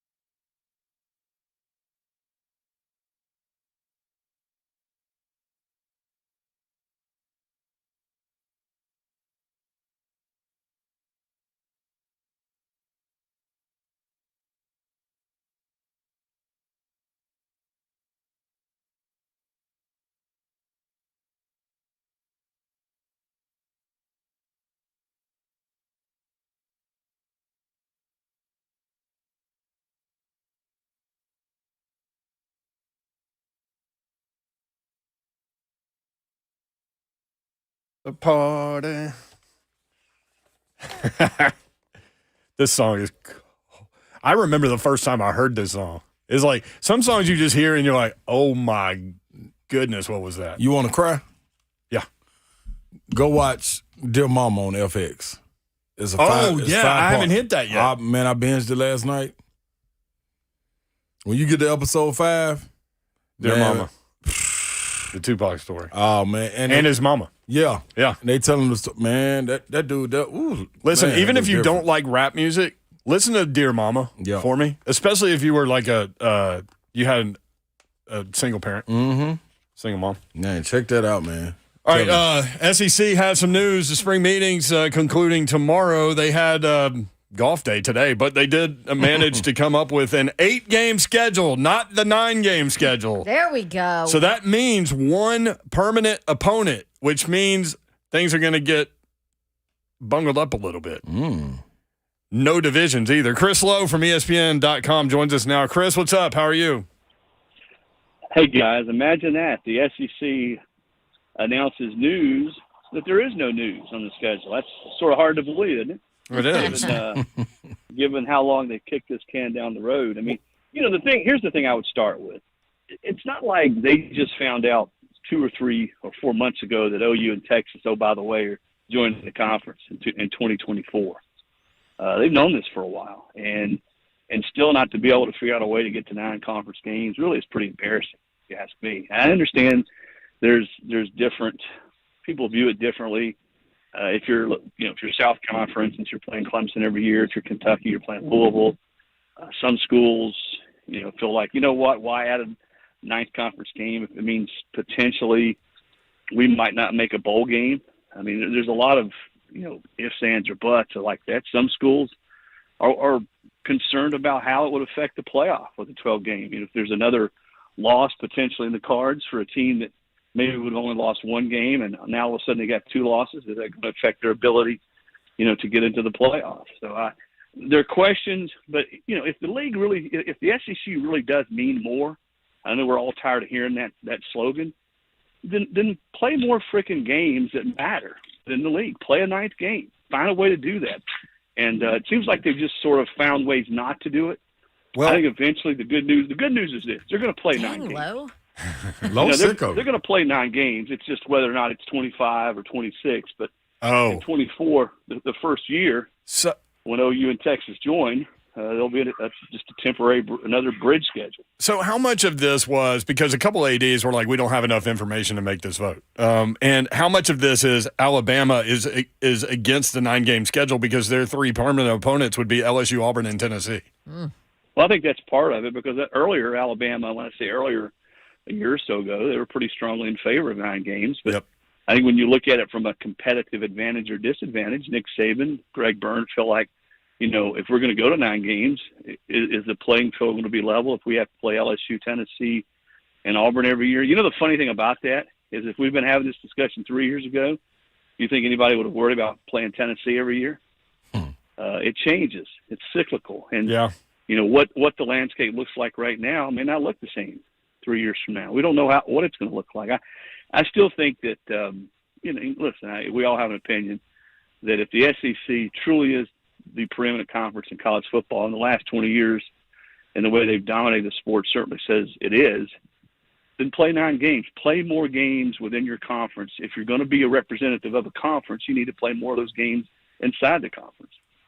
Chris Lowe with us from ESPN.com. How surprised are you that the commissioner wanted 9 and then the vote came 8? I'm a little surprised because typically, certainly Mike Slive, when he was the commissioner, had just an uncanny way of getting what he wanted, but figuring a way to get a consensus. Yes. He was the best at that. And Greg Sankey has also been very good at that. I think the fact that 2 new teams are being added to the mix. Now, remember, OU and Texas didn't have a vote. Right. They were there, represented in Destin. They didn't have a vote in any of this. They will here in another year. But I'm surprised because I know Sankey wanted to play 9 games. You read his comments from down in Destin that, if you're at the forefront, you don't stand still. I also know that he didn't want to just sort of bridge which is what they've done, bridge the 2023 to the 25 season. And I think, what was his comment? He would prefer not to circle the airport. Yeah. Land the plane. And I agree with him. How long does it take to get this done? Listen, everybody in the SEC wants to win. Everybody is competitive. It's one of the main reasons the league has been so good. I go back to 2020 during the COVID year when they had to put in the 10-game bridge schedule, and nobody could agree on anything. Everybody was mad. Everybody felt like somebody else got an advantage. Well, why are we having to play this team? Why are we having to play Auburn and Alabama or Georgia and Alabama? You're never going to satisfy everybody. In a league that has 16 teams with the blue bloods that the SEC does, having won as many titles as they won, and every fan base, every administration is looking for a way to maybe get a leg up, you're just not going to satisfy everybody. Everyone's not going to agree. And the thing I laugh at the most is I saw a few comments from maybe presidents saying, hey, we also need to look at player safety. Do we really want to add a ninth game in the league as tough as the SEC? Come on. Listen, obviously ESPN is the TV partner for the SEC. Everybody knows that. You think for a minute, and I think this is what it gets back to. The ESPN came out today or tomorrow and said, or yesterday, and said, we're going to kick in X amount of millions more if we play a ninth game. It probably would have taken, I don't know if it would have taken a second to vote for 9 games. Funny how the presidents would suddenly come across. Yeah. That way. Yeah, I think that's where we're going to land. Going back to Sankey's plane or airport analogy, I think we will land at 9 games. It's just not going to be that first year in 2024 when OU and Texas join the league. So your point is that there was a decision to be made, but they put off the decision, basically. Yeah, right. And so, my grandfather used to tell me, make a decision and go with it. Yeah, and they've had time.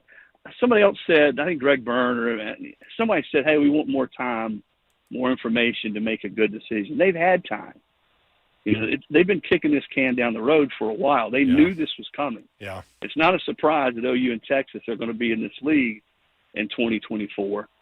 Figure out a way to get it done. Quit making excuses and find a way to go to 9 games. Every other Power 5 conference plays 9 games, okay?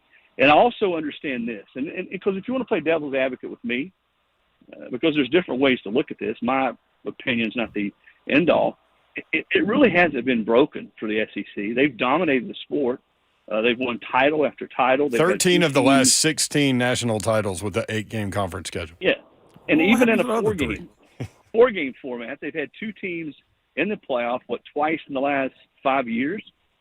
So if you're playing 8 games and you're continuing to play for the title every year, sometimes multiple teams in your league, I see the argument that says, hey, why do we want to change things up? We're dominating. We're kicking everybody else's rear end. Why would we want to change?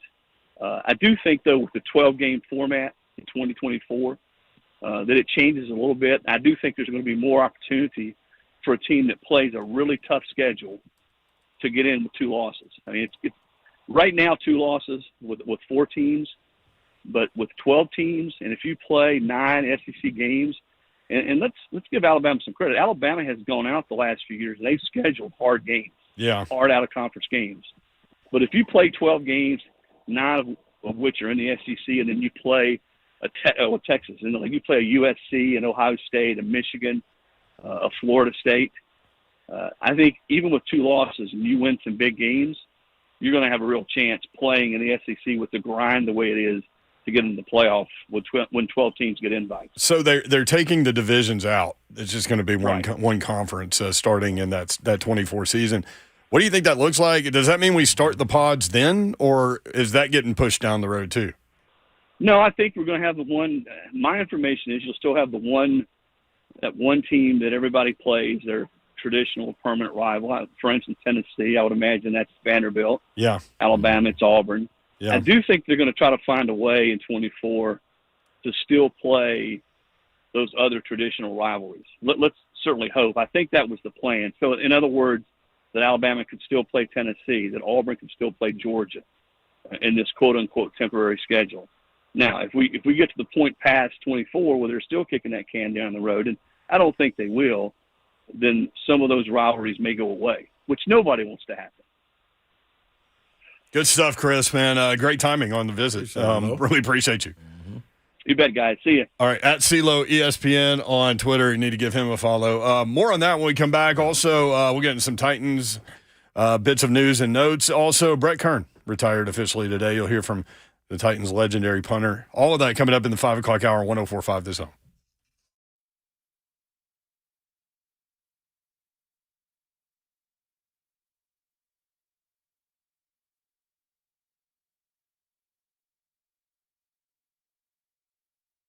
Want to tell you about my friends at Brentwood Jewelry. Talked to Brandon Amamali today, and they're awesome people, as that Salem. Everybody over there, great people, and you're going to love them. You need a jeweler in your life because we always have gifting responsibilities. All of us do, and we've got Father's Day coming up, and Brentwood Jewelry can certainly help. Check them out online, BrentwoodJewelry.com. Give your father the gift of time this Father's Day with Brentwood Jewelry.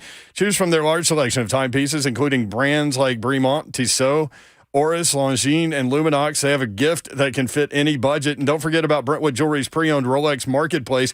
Give Dad the gift of a fine pre-owned Rolex for a fraction of the cost. Every watch they sell has been meticulously serviced to ensure the highest level of performance, presented with a 2-year warranty. They offer an extensive online selection of fine pre-owned Rolex watches. Their selection includes both prior models and the current models from which you can compare. Spring the time for the perfect proposal, and Brentwood Jewelry is here to help you pop the question. Let them help you take the stress out of selecting the perfect engagement ring. They can help you find a beautiful ring in your ideal budget. Browse their incredible selection of one-of-a-kind rings, or talk with their custom design specialists to create a stunning ring as remarkable as your loved one. 7012 Church Street, located in the heart of Brentwood, just off Franklin Road. Closed on Sunday and Monday. They are open Tuesday through Friday, 9 a.m. to 6 p.m., and Saturday, 9 to 4. BrentwoodJewelry.com.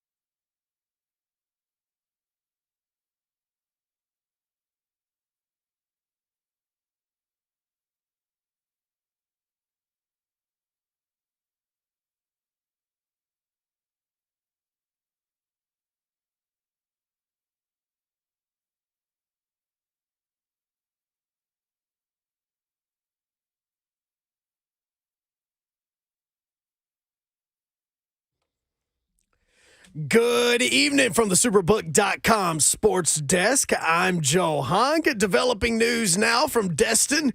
The SEC has chosen to go with an 8-game conference schedule in 2024. It's going to be a 1-year plan, and they're going to reevaluate after that 1 year. But not only are they going to continue with an 8-game schedule, some other things that they're going to be adding in is the fact that there are going to be 0 divisions in 2024. So you'll have 16 teams and 0 divisions with an 8-game league schedule. The new schedule for the 2024 season will be announced on SEC Network coming up on June 14. For all your foundation repair and waterproofing needs, you need to visit USSTN.com.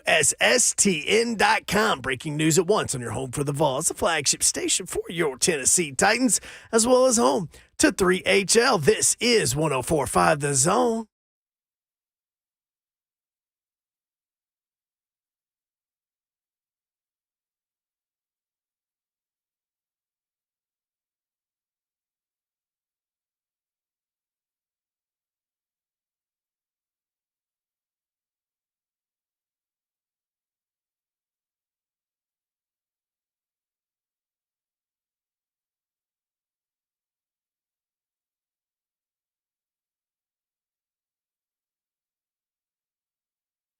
HL 104.5 The Zone. Hope you're having a great Thursday. Brent Doherty with you on a beautiful day in the Music City. Friday coming up soon. It's almost here. Almost here. I need it now. I want it now. You guys are acting like it's been a long week or something. It has. We had Monday off. Mm-hmm. Dawn thinks it's Wednesday. Slay already thought it was Friday. I did. No, it's Mayor that thought it was Wednesday. I thought it was Wednesday. Oh. I missed an appointment today because I thought it was Wednesday. Slade did that yesterday. I did. Missed 2 appointments because he thought it was a different day. But Monday, we love the Monday holiday, and then it jacks up our whole week because we're not intelligent, I guess. I'm speaking for myself. Jonathan Schaefer just tweeted, as I announced on Ramon, Kayla, and Will this morning, my last day on the show will be Friday. I am becoming the new executive producer for Big D and Bubba. I'm very excited on the new opportunity, but I will definitely miss the fam. Love y'all. Sorry to lose Schaefer, for sure. That's big time, man. We've worked, all of us have, long and hard with him on creating, helping to create just an amazing culture here and provide entertainment for you guys with every show that's on this station. And Schaefer is a big, big, big part of that. Big D and Bubba are awesome, awesome people and very, very talented radio professionals.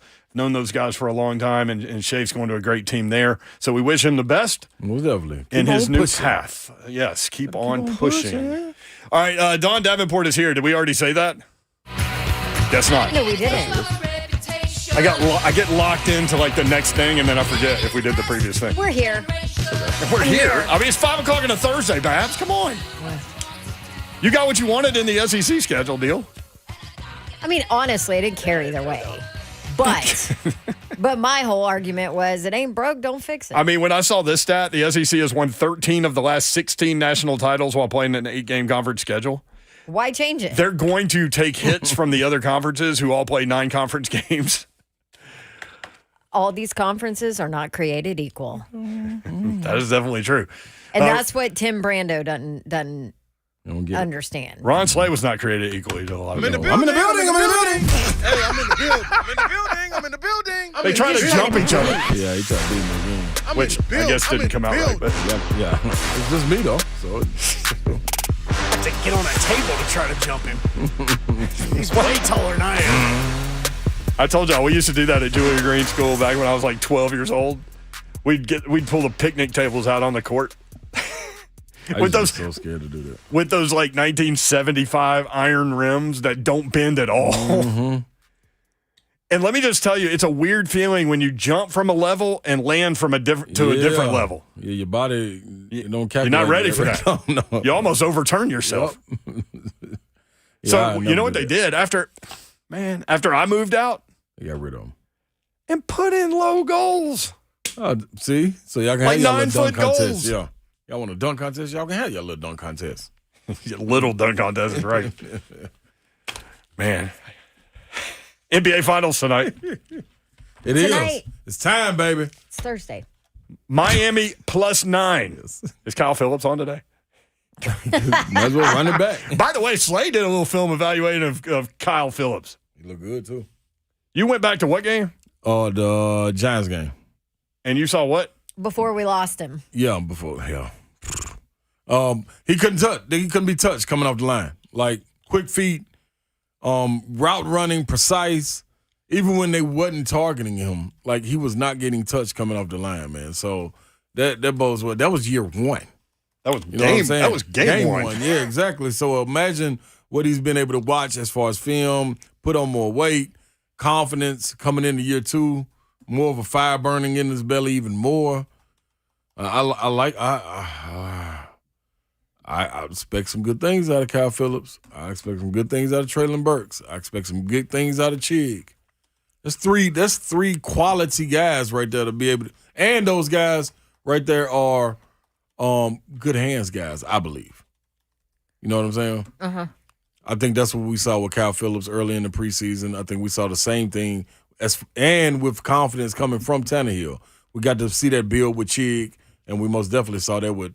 I don't think Tannehill was trusting Traylon early, but towards the end when he started to come on, he just started throwing the balls up there and letting them go get it. So, what were you pointing at, Babs?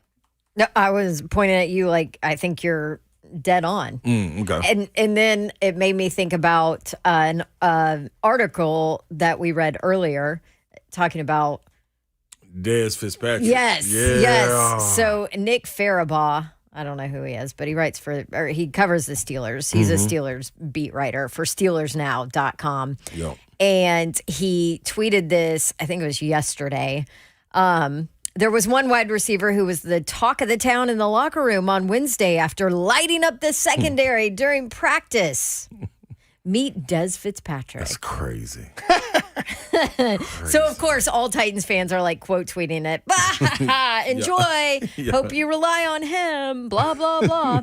But anyway, he spoke to the media, obviously, had a good practice. Yep. You know, they're in the same kind of boat we are here in Nashville, where you're looking at the new guys, you're seeing who stands out at OTAs, whatever. But some of his quotes kind of stood out. And this goes, I think, to what you were just kind of hitting on a little bit as far as confidence in the offense and knowing where you need to be and where you want to be. And so he says this. Tell me if I'm reading too much into this. Okay. You know, the more I get into the offense, the more I hear the plays in the huddle, the more I believe in my coaches, the more plays I can make. This is football, and I feel like I'm a smart football player. Getting a grasp of the offense and how things are done, how routes are finished, and the small minor details, that's the stuff you learn. Huh. Well, that's interesting. Maybe that's just me looking. Are we reading real too much? Yeah. I don't think I'm reading too much into it. I don't think you are basically either. he's saying none of that happened when he was here. Right. It's too much to grasp. Like, and what did Tim Kelly come out and say? I want these guys to be able to go out there and play fast and play free. Yeah. Get it to them. Let them get up there and go play. It seemed like it was maybe like when the play was being read in the huddle, he was squinting his eyes like, what?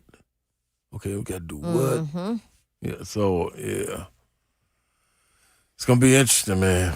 It's going to be interesting to see the steps that these receivers take with Tannehill, and it's going to be interesting to see what a guy side-eyed keeping on Dez Fitzpatrick if he emerges to be able to do something for the Steelers. I mean, how much of that do you put on your OC? Yeah. You know? Yeah.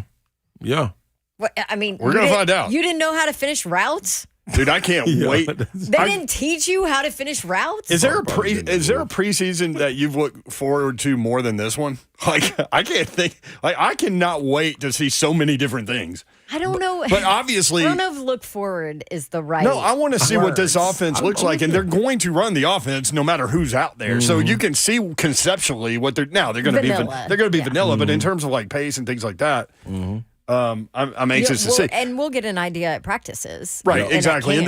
But then you'll have Kyle Phillips back out there, and you'll be able to see a little like a difference in Traylon Burks year one to year two in the time that he gets out there. I'm just really – the offensive line. Yeah. My guess is whoever they think the starting five is, which I think we have a pretty good idea by even now, will get run even into like the second group. Especially Don't you after think? what a debacle it was last year. Well, you just have to build that cohesion. Got to somehow, some way. You got to build something.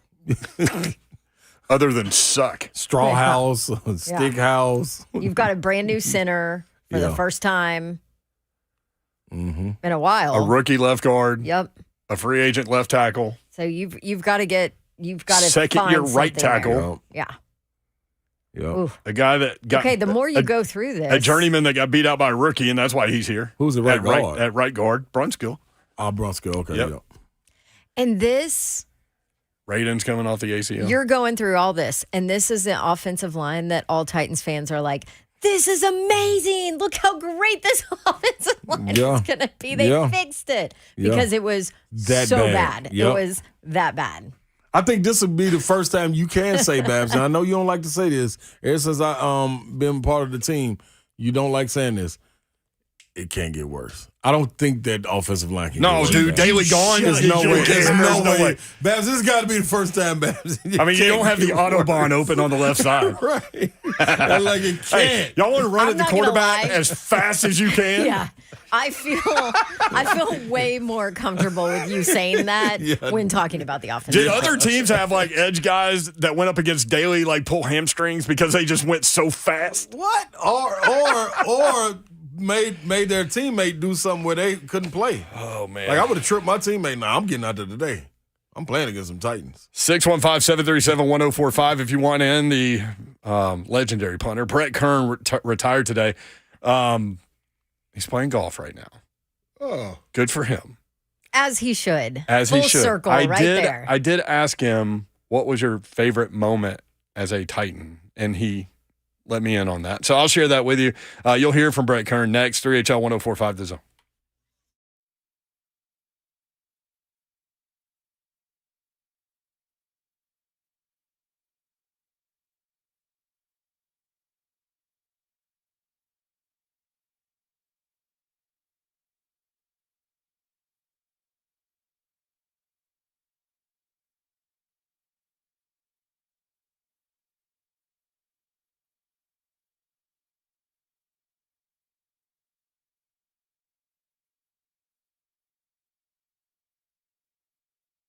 If you are thinking about looking for that next new vehicle, maybe you're searching dealership to dealership, let me suggest Gupton Dodge Chrysler Jeep Ram. These guys can help you out, and they will, honestly, you'll have the best vehicle buying experience you've ever had when you go see my friends at Gupton Dodge Chrysler Jeep Ram.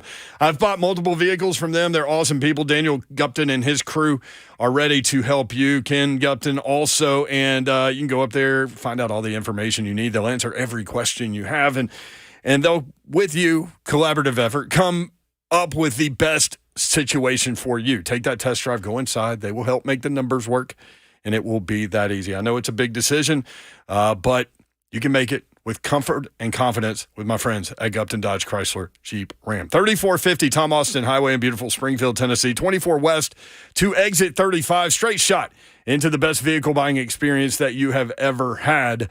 Gupton Dodge Chrysler Jeep Ram. You can check them out online. The entire inventory is there. All the dealership information is there as well. That's GuptonMotors.com is the website.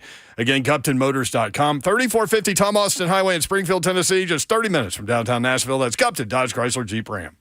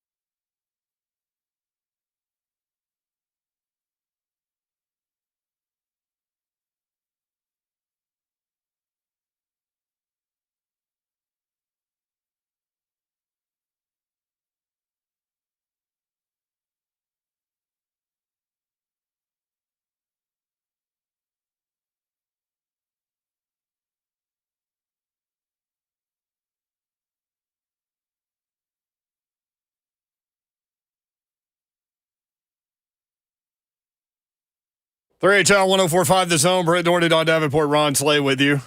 What up, though?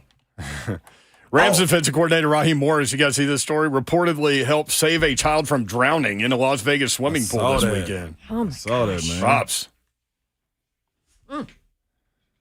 Scary. Man, I mean, I'm glad he was there. I guess a lot of people have been at a pool when something like that happened, and boy, usually you see the mama go as fast as name a sprinter. I mean, yeah.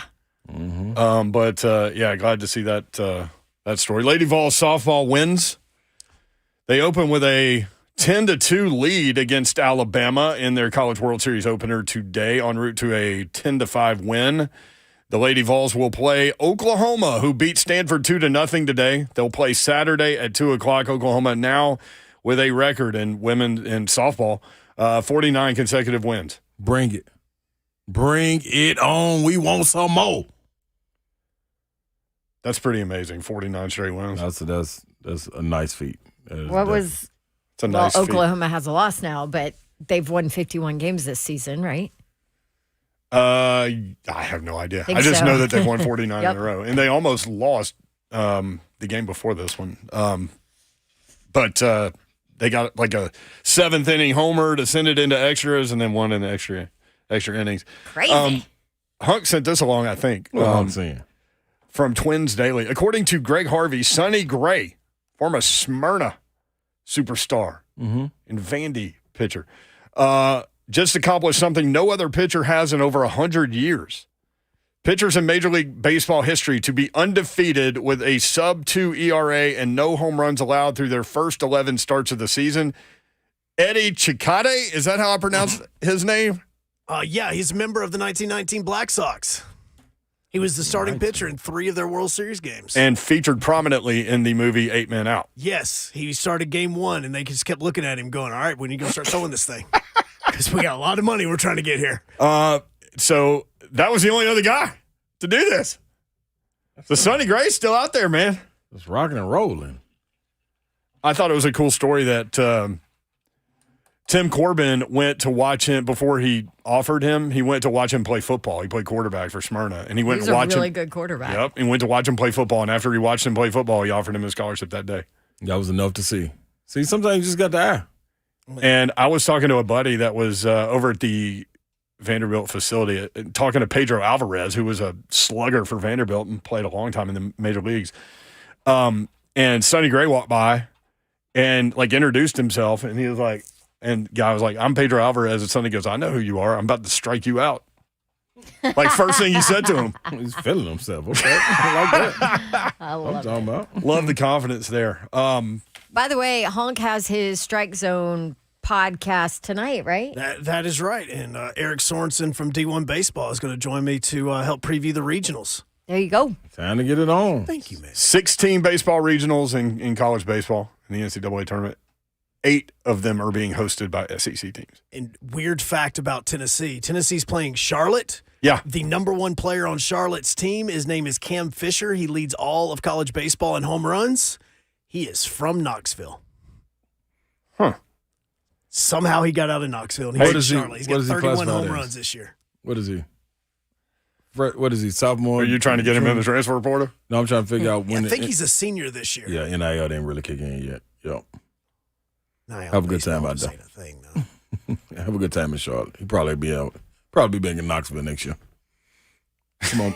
We welcome you with open arms. Come on back, buddy. Come on home to Rocketown. Yeah, we got something for you. Lipscomb also in that regional. Yep, Lipscomb's in that regional. They have multiple players that have like 20 home runs. Now, we thought Tennessee would end up in Miami. They end up in Clemson. What kind of matchup do they have with Clemson? Clemson is going to be unique with the fact that they have a Shohei Ohtani on their team. They have a player that is their number 1 hitter. He's also their number 1 pitcher. The weird thing about him is he actually doesn't pitch on Fridays. He's their Sunday starter. So if Tennessee makes it to the championship game and plays Clemson, that's how they could be going up against the Clemson's number 1 pitcher. So That's going to be the difficult What part. about the park? Can you get the ball out? Oh, no, it's a home run park. Oh, no, it's okay. it's a fine park. Like the hitting part of it's not as bad as it would have been if you would have went some other places. Right. but- That's what you were saying in terms of like Tennessee finding an advantage. Yep. They needed to be in a home run park. Yep, Clemson hits a lot of home runs there. Yeah, that's why Lipscomb's going to have a great advantage because they hit a ton of home runs. Obviously, we've talked about Tennessee's home runs. Forehand. And Charlotte with Cam Fisher, he may put one or two out himself. He's had 4 multiple home run games this season. I think you should take that if off of what you just said about Tennessee, though. That's what I'm stumped on. Ifs and fifths. Yeah. I am trying to be bipartisan here, okay? I mean, you're an Auburn fan, so I would expect. Guess what? Stop that. If Tennessee wins their region and Auburn wins theirs, who plays each other? Auburn and Tennessee. What are you going to do? A man divided amongst Can himself. I get one of those jerseys that's like a half Auburn, half Tennessee, like I'm a proud parent? No. Like Come those on, McCourty split parent. family. No, sir. God, do you remember how much Mickey Ryan hates the split family license Really? plates? Oh, I forgot about he that.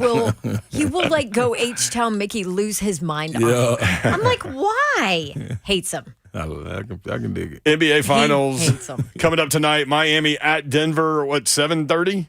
7:30. Denver on the favored porch. by 9. I mean, lot of Miami just points. gets no love At during the all. entire series. Now, Denver obviously the better team. We were talking during the break. How important is it, just to watch and see how this game is officiated? Because Miami's going to want to get physical with Jokic. Yeah, and you really have no earthly idea what you're going up against until you get in that battle. So, And that a guy- could go game to game, right? Yeah, it could. Yeah. It could. A slim guy like Bam Adebayo trying to guard Jokic, who's at least 260, 265. That's probably what he listed at. I ain't no telling what he really weighed going through the season. But you can't move him off his spot. That's the thing. And the thing that's been crucial for Miami is being able to play zone. Jokic is a guy that likes to get the ball in the middle of the zone. He posts up there in man-to-man or zone. It doesn't matter. So you're not going to move him. How do you counter that? You got to have some guys playing one-on-one. You got to have some guys being physical, not letting them catch. To me, it reminds me, it would be put me in the mindset of the way if you think back, when Miami won their first championship with Udonis Haslem and they were going against Dallas Mavericks, and he played against Dirk. Now, Dirk and Jokic ain't the same player, but they like to operate in the same area. You know what I'm saying? Yep. Both 7-footers, and Udonis was undersized, just like Bam is going to be undersized in this. Udonis is still on that bench, so I'm sure he'll be giving them some keys. Kevin Love is a veteran. I'm sure he'll be giving them some keys. The key thing is don't foul out. That's why it's going to be up to the refs how you let them play. If he gets physical with them, not letting them get on this mark till they call fouls, get them in foul trouble. Bam goes out the game. You got to bring in Cody Zeller, who Mr. Babs knows isn't going to be that guy to stop Jokic. But it's a good try. I mean, it's going to be tough. It's going to be tough. So it's going to be interesting. You know, you got to watch this game play out. But 9 points is a whole lot, man. And we talking about the finals. We're not talking about the first round. This is the finals. So Does it surprise you? yes and no. I mean, no, because if we're looking at it on paper, Miami is an 8 seed. Yeah. You know what I'm saying? Denver is a 1 seed and been number 1 throughout the year. An 8 seed that lost a playoff game. They were Right. that close to not even getting in the first round. Yeah, so I mean, it don't surprise me, but at the same time, Crazy your story. body of work of what you did to get here, you beat Milwaukee, who was the number 1 seed. You beat Boston. You shown that you can get it done. That's you right. beat New York. Yeah. And tough. again, as you said, it comes down to matchups. Yep. You know. They are 8 seed, though. 615-737-1045. Gator Mike next up on 3HL. Mike, what's Hey, up? was looking for you yesterday. Who was? You were looking for me? Yeah, we was talking about Tennessee going down into the swamp night game and just spanking y'all up, but Are we gonna do a on location thing? Is that what you're saying, Slay? Babs told me to wait. She said it just means more, but just wait a little while. We just in June, so I'll wait. Yeah, I said it's a little early. He's wanting to stand on the Gator's neck right now. Yeah. He's all ready. Anyway, night game. Plenty of time to get ready for that one because I heard your tailgate timing for the Tennessee-Virginia game, which would you say 7:15, Slay? Mm-hmm. I forgot it was at 11. I 7:15 forgot it was in at the 11 though. At 11 this time. I was thinking 12. Yeah. Hey, I got a couple of things real quick, Brent. First off, it was good to see y'all at the game the other night and meet the Hunker family, the Hunker Pillar family. Yep. Yes, you did. Baby Andy. It was great. And then this one's for Hunk, if he can chime in after my call. But how did Jock Caglione, who is like an Ohtani player, great pitcher, great hitter, how did him or Wyatt Langford not make first-team All-American? I'll wait on that one. Wyatt Langford will probably be a top 5 draft pick.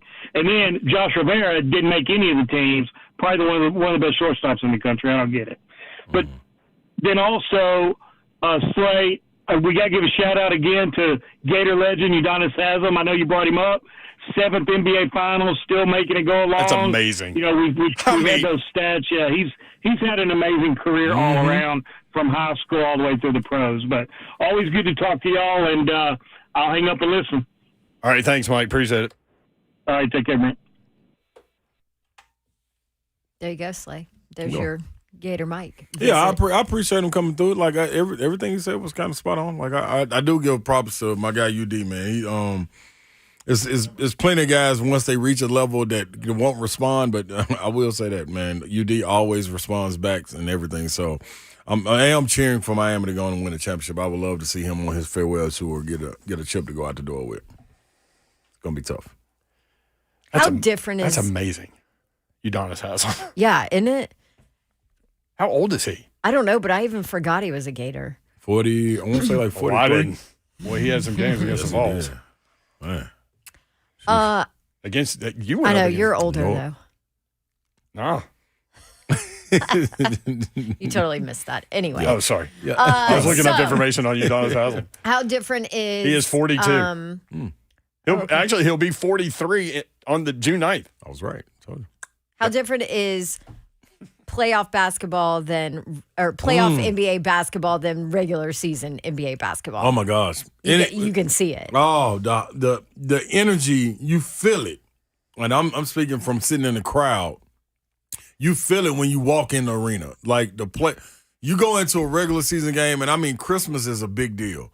Anybody that's playing on Christmas game, I've been to a Christmas game, you feel the energy in that. And players still at that time, I remember going to see the Lakers and Miami play.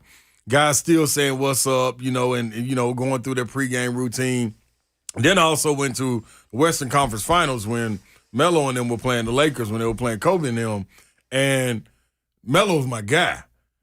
And it wasn't no what's up before the game. Like, they ended up winning, so we ended up rapping, but it wasn't no, oh, there go my guy, or, what's up, dog, and that. Man, you can cut it with a knife, how intense it is, because you got to to get to that point, you got to pay attention to the details. The details, they are so small, and they mean so much. If you let one slip by, that can be the ending of your series, because momentum is huge going in game to game. Even though each game is its own entity, momentum carries in, regardless of what your scheme is, whatever it is. The confidence that you let a 7th guy coming off the bench get can change the entire series. We just saw it with Miami with Caleb Martin coming into the game, averaging over 15. Like, that dude there, man, it changes it. By the way, different. He was just on our TV here in studio behind you, like come into the arena. Yeah. It might be the ugliest outfit I have ever seen. I missed it. NBA guys are notorious for that. Oh, my gosh. We went to go check out Brandon Wright one time, and we were down by the locker room just watching these dudes leave. I mean, it was something. I don't even know how to explain it. It was like an eagle on his shirt. Excuse me. But like there was like, you couldn't really tell it was an eagle. It was like white spots all around the top. And I mean, I don't even know how to describe it. I don't understand it, man. People think sometimes when they get money, they just wear anything. Right? Like, you get money, you have to buy the ugliest shirt available. Who's the guard from Kentucky? Eric Bledsoe. Yeah. Bledsoe, yep. Yeah, he came out the locker room in a kimono. Like Japanese garb. Really? Like the hat and everything. Wow. So, here comes B. Wright out with jeans and shirts, like a white T-shirt. You get the normal guys, too. Udonis Haslem, by the way, 3rd team All-SEC in 1999 and 2000, first team in 2001 and 2002. You had some run-ins with him. Most definitely. 21 years in the league. This is his 21st season. Tough, man. That's tough. That's tough. On the YouTube feed, Lethal Latin writes, I got struck out by Sonny when I played for Blackman. Dude has a nasty curveball.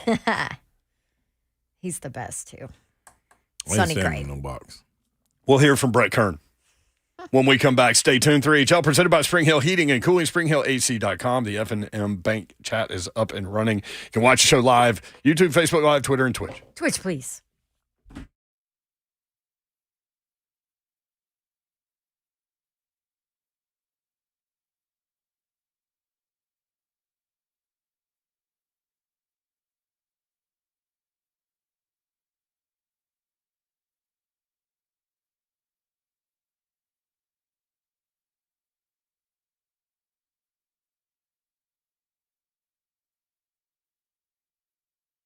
What a career is right. It's that time of year again when the housing market starts to heat up. Rates and home prices finally coming down over where they were last year. Accurate Mortgage is predicting that the competition for homes amongst buyers may be at least as fierce as it was last year, if not more. So now is the time to get pre-qualified for an Accurate Mortgage home loan so you can be one step ahead of your competition and win the house of your dreams. They will educate you and work you through these interest rates. Accurate Mortgage has many options to help make your new mortgage more affordable, such as their payment reduction mortgage, perfect for easing into your new payment.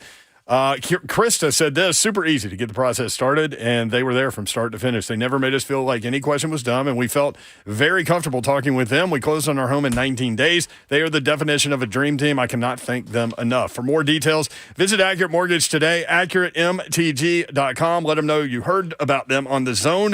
AccurateMTG.com, Accurate Mortgage Group, a division of Acopia LLC, is an equal housing lender, NMLS number 4664.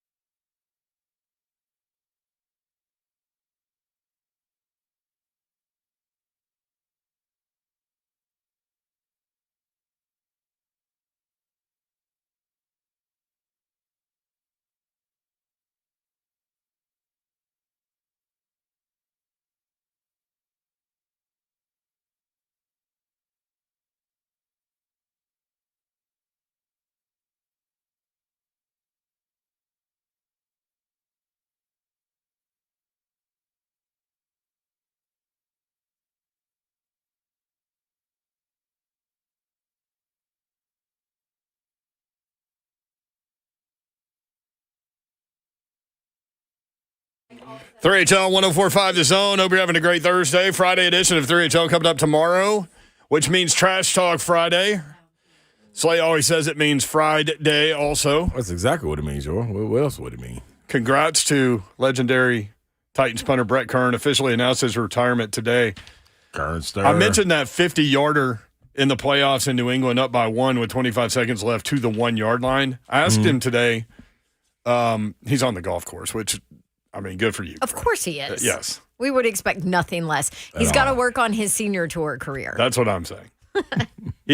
Last time I talked to him, he was a 0.3 handicap. Like legit. So I asked him which moment stood out to him as a Titan, and he mentioned that one. Really? Yeah, he said that one.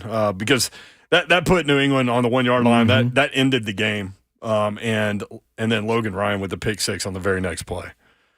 And the Titans picked up a road playoff win in New England, which is not easy to do. Big time. 3-time Pro Bowler, first-team All-Pro in 2019, second-team All-Pro in 2017, 1,006 punts in his career, 46,136 yards, which is 138,408 feet, which, oddly enough, runs itself to 26.2 miles. Man, I thought that seemed like 260-something. An official marathon worth of punts. He is Brett Kern, the all-time franchise leader in punts with 923. The all-time franchise leader in gross punting average, 45.9. The all-time leader in net punting average, 40.8. The all-time leader in punts placed inside the 20, 373 of his 923 inside the 20-yard line. He owns 9 of the franchise's top 10 net seasons. 9 of the top 10. Seasons, though, the entire season. And it's not like In there were franchise garbage punters here before. Right. Craig Hendrick. Yes, Craig Hendrick's awesome. Brett thinks so too. Brett talked today about the equipment staff and all the work they put in. Thank you to the equipment staff, Joey, boys back there, Matt, Joey, Jerome. There's so many of you guys. This took some time, but I did some rough math, and I believe you caught roughly 35,000 punts. You cut pockets out of 100 pairs of pants. Joey, you helped find a very particular kicking sock and a long sleeve shirt. I'm glad you're done with that task now. The list could go on and on. It sounds crazy, and maybe not that important to some, but know that without your effort and your caring, these little details allowed me to be at my best.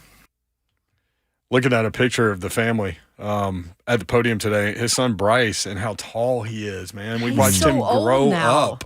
How does it happen so fast? He's such a great kid, too. Brett went out to work out with my son Connor before he went to MTSU to be a long snapper and was kind of working with him. And so Brett used it as an opportunity to punt. And so Bryce and I went and shagged some punts. So it's kind of cool to see, like, once that ball turns over, it hits another speed and at an angle. Yeah. Mm-hmm. So punt returner, man, that's a Had tough hands job. for that, yeah. Brett Kern offering advice often to Miss Amy about hotels. Thank you to the operations staff, Brent, Chris, Luke, Nick. Y'all just made coming to work fun. It was great to have a place to go, just hang out, talk, and take your mind off football. Hopefully, you are and will always be proud of my dissertation to Miss Amy on every road trip hotel and why we stay there. Love you guys. Thumbs up. Good. Oh, man. I could see that all going down. Now, this is interesting because Taylor Lewan we talked with Taylor about this too, like being a part of the franchise as they transition from really bad to good. Brett talked about that. Yeah, I mean, just to be a part of it with the guys, to have those memories with guys forever, right? When you come back here for alumni or any type of events that you always have those stories of, that 2019 run or, breaking that in 2017, breaking that playoff drought and kind of the turnaround that we had because, 14 and 15 they were pretty rough. And so to make that turnaround that quick, it's just to be a part of it. Honestly, whatever role I had in it, I'm just thankful to just be a part with those guys and have those memories forever. One of the things that we knew about him, just being close to him and going to some of these playoff games and talking with him in the hotel lobby, he was always talking, and we would ask him, like, in terms of stadium, like, what does the wind do? What does the ball do? Like, he knows all of it. Details. He knows all of it. And I remember talking with him in Baltimore before they beat the Ravens that year about the wind direction in that stadium. And he said that's one of the toughest buildings in which to punt. But he talks about that. He talks about checking the weather for games at the start of the season, worst conditions, things like that. Well, when the schedule came out, I would type in as many as I could. So when the schedule come out, like May or whatever that is, I would type in the first probably 6 road trips back then, and then just so they were in there, I wouldn't forget about it. And then when the season started, I would type in all the cities that we played in, and then I just kind of kept track of where we were playing and all that kind of stuff. And then when we played at home, I usually checked on Wednesdays. So worst. There's been some dandies. There's been some cold games. That Kansas City game when it was 0 was cold, but there was no wind. Actually, my first game when I was in Philly, we played at Chicago. I feel like I probably should have waited a week because the next game was in Dallas. But Chicago was, I think that was the weekend that it was really, really cold here. But it was 0 with 30-mile-an-hour winds and, some rain games and all that stuff. But it's all those are memories to have. Keep that foot warm. All right, so cut 12 is written this way. Brett Kern on keeping with the Titans and seeing KB recently. A lot less stress. I know that would be nice. But, I'll keep tabs on, obviously, how the Titans are doing. And just, I saw Big Jeff leaving the parking lot and just keeping up with the guys that, I love and consider brothers just to see how they're doing. I just saw, KB the other day and just chatting and checking up and, following guys, AJ up in Philly and some of the guys that I've just really enjoyed playing with and just seeing how they're doing. Brett Kern, congratulations on an amazing career. 15 years in the league. What a grind. So not very many people that can do that. So Brett, you were saying he equaled out to 26.2 miles of what the he was marathon punted. punter. Yep. 26.2 miles from Nissan Stadium. If you need a guide, traveling down 65, that would mean that he would be punting from Nissan to First Bank Amphitheater, just past 840. Wow. That's far. Wow. That's very far. That's a nice amphitheater, too. I keep hearing getting out stuff. Well, they have one way in, one way out. Oh yeah, no, Well, don't be in a rush to it's go like nowhere. a small, yeah. Yeah, it is Bring worth your it. juice and hang out. It's worth it. I'm gonna be real. That's a nice spot. Your orange juice. Yes, that's true, Babsy. Thank you. On this day, 227 years ago, Tennessee officially became the 16th state. Hey. Happy birthday, Tennessee. All right, happy birthday, Tennessee. Like it. Maybe Tennessee will be on the cover of Sports Illustrated swimsuit issue next year. How you doing, Tennessee? Maybe Tennessee will have a baby. you. It won't be like my girl. Tennessee will have a baby. Won't be like Martha. Oh, man, Friday edition coming up tomorrow. We so appreciate you guys listening, hanging out with us, spreading the word, participating, watching Zone TV. We've got more coming up on Zone TV as we have the Superbook Sports Parlay coming up. Stay tuned for that. But Strike Zone tonight at 7 too. Oh yeah, podcast. watch Hunk. Thank you so much. Strike Zone Podcast. Yeah, check that out. Follow Joe Hunk on Twitter at Joe Hunk, right? That is correct. And since I have the mic on, Awaken 180 would like you to know that the 3HL After Party, as well as Chris Lowe, is brought to you by them. In all seriousness, we love y'all and appreciate y'all, and we'll be back at it tomorrow, Trash Talk Friday. Listen to the Zone all day long. Good night. God bless. See ya.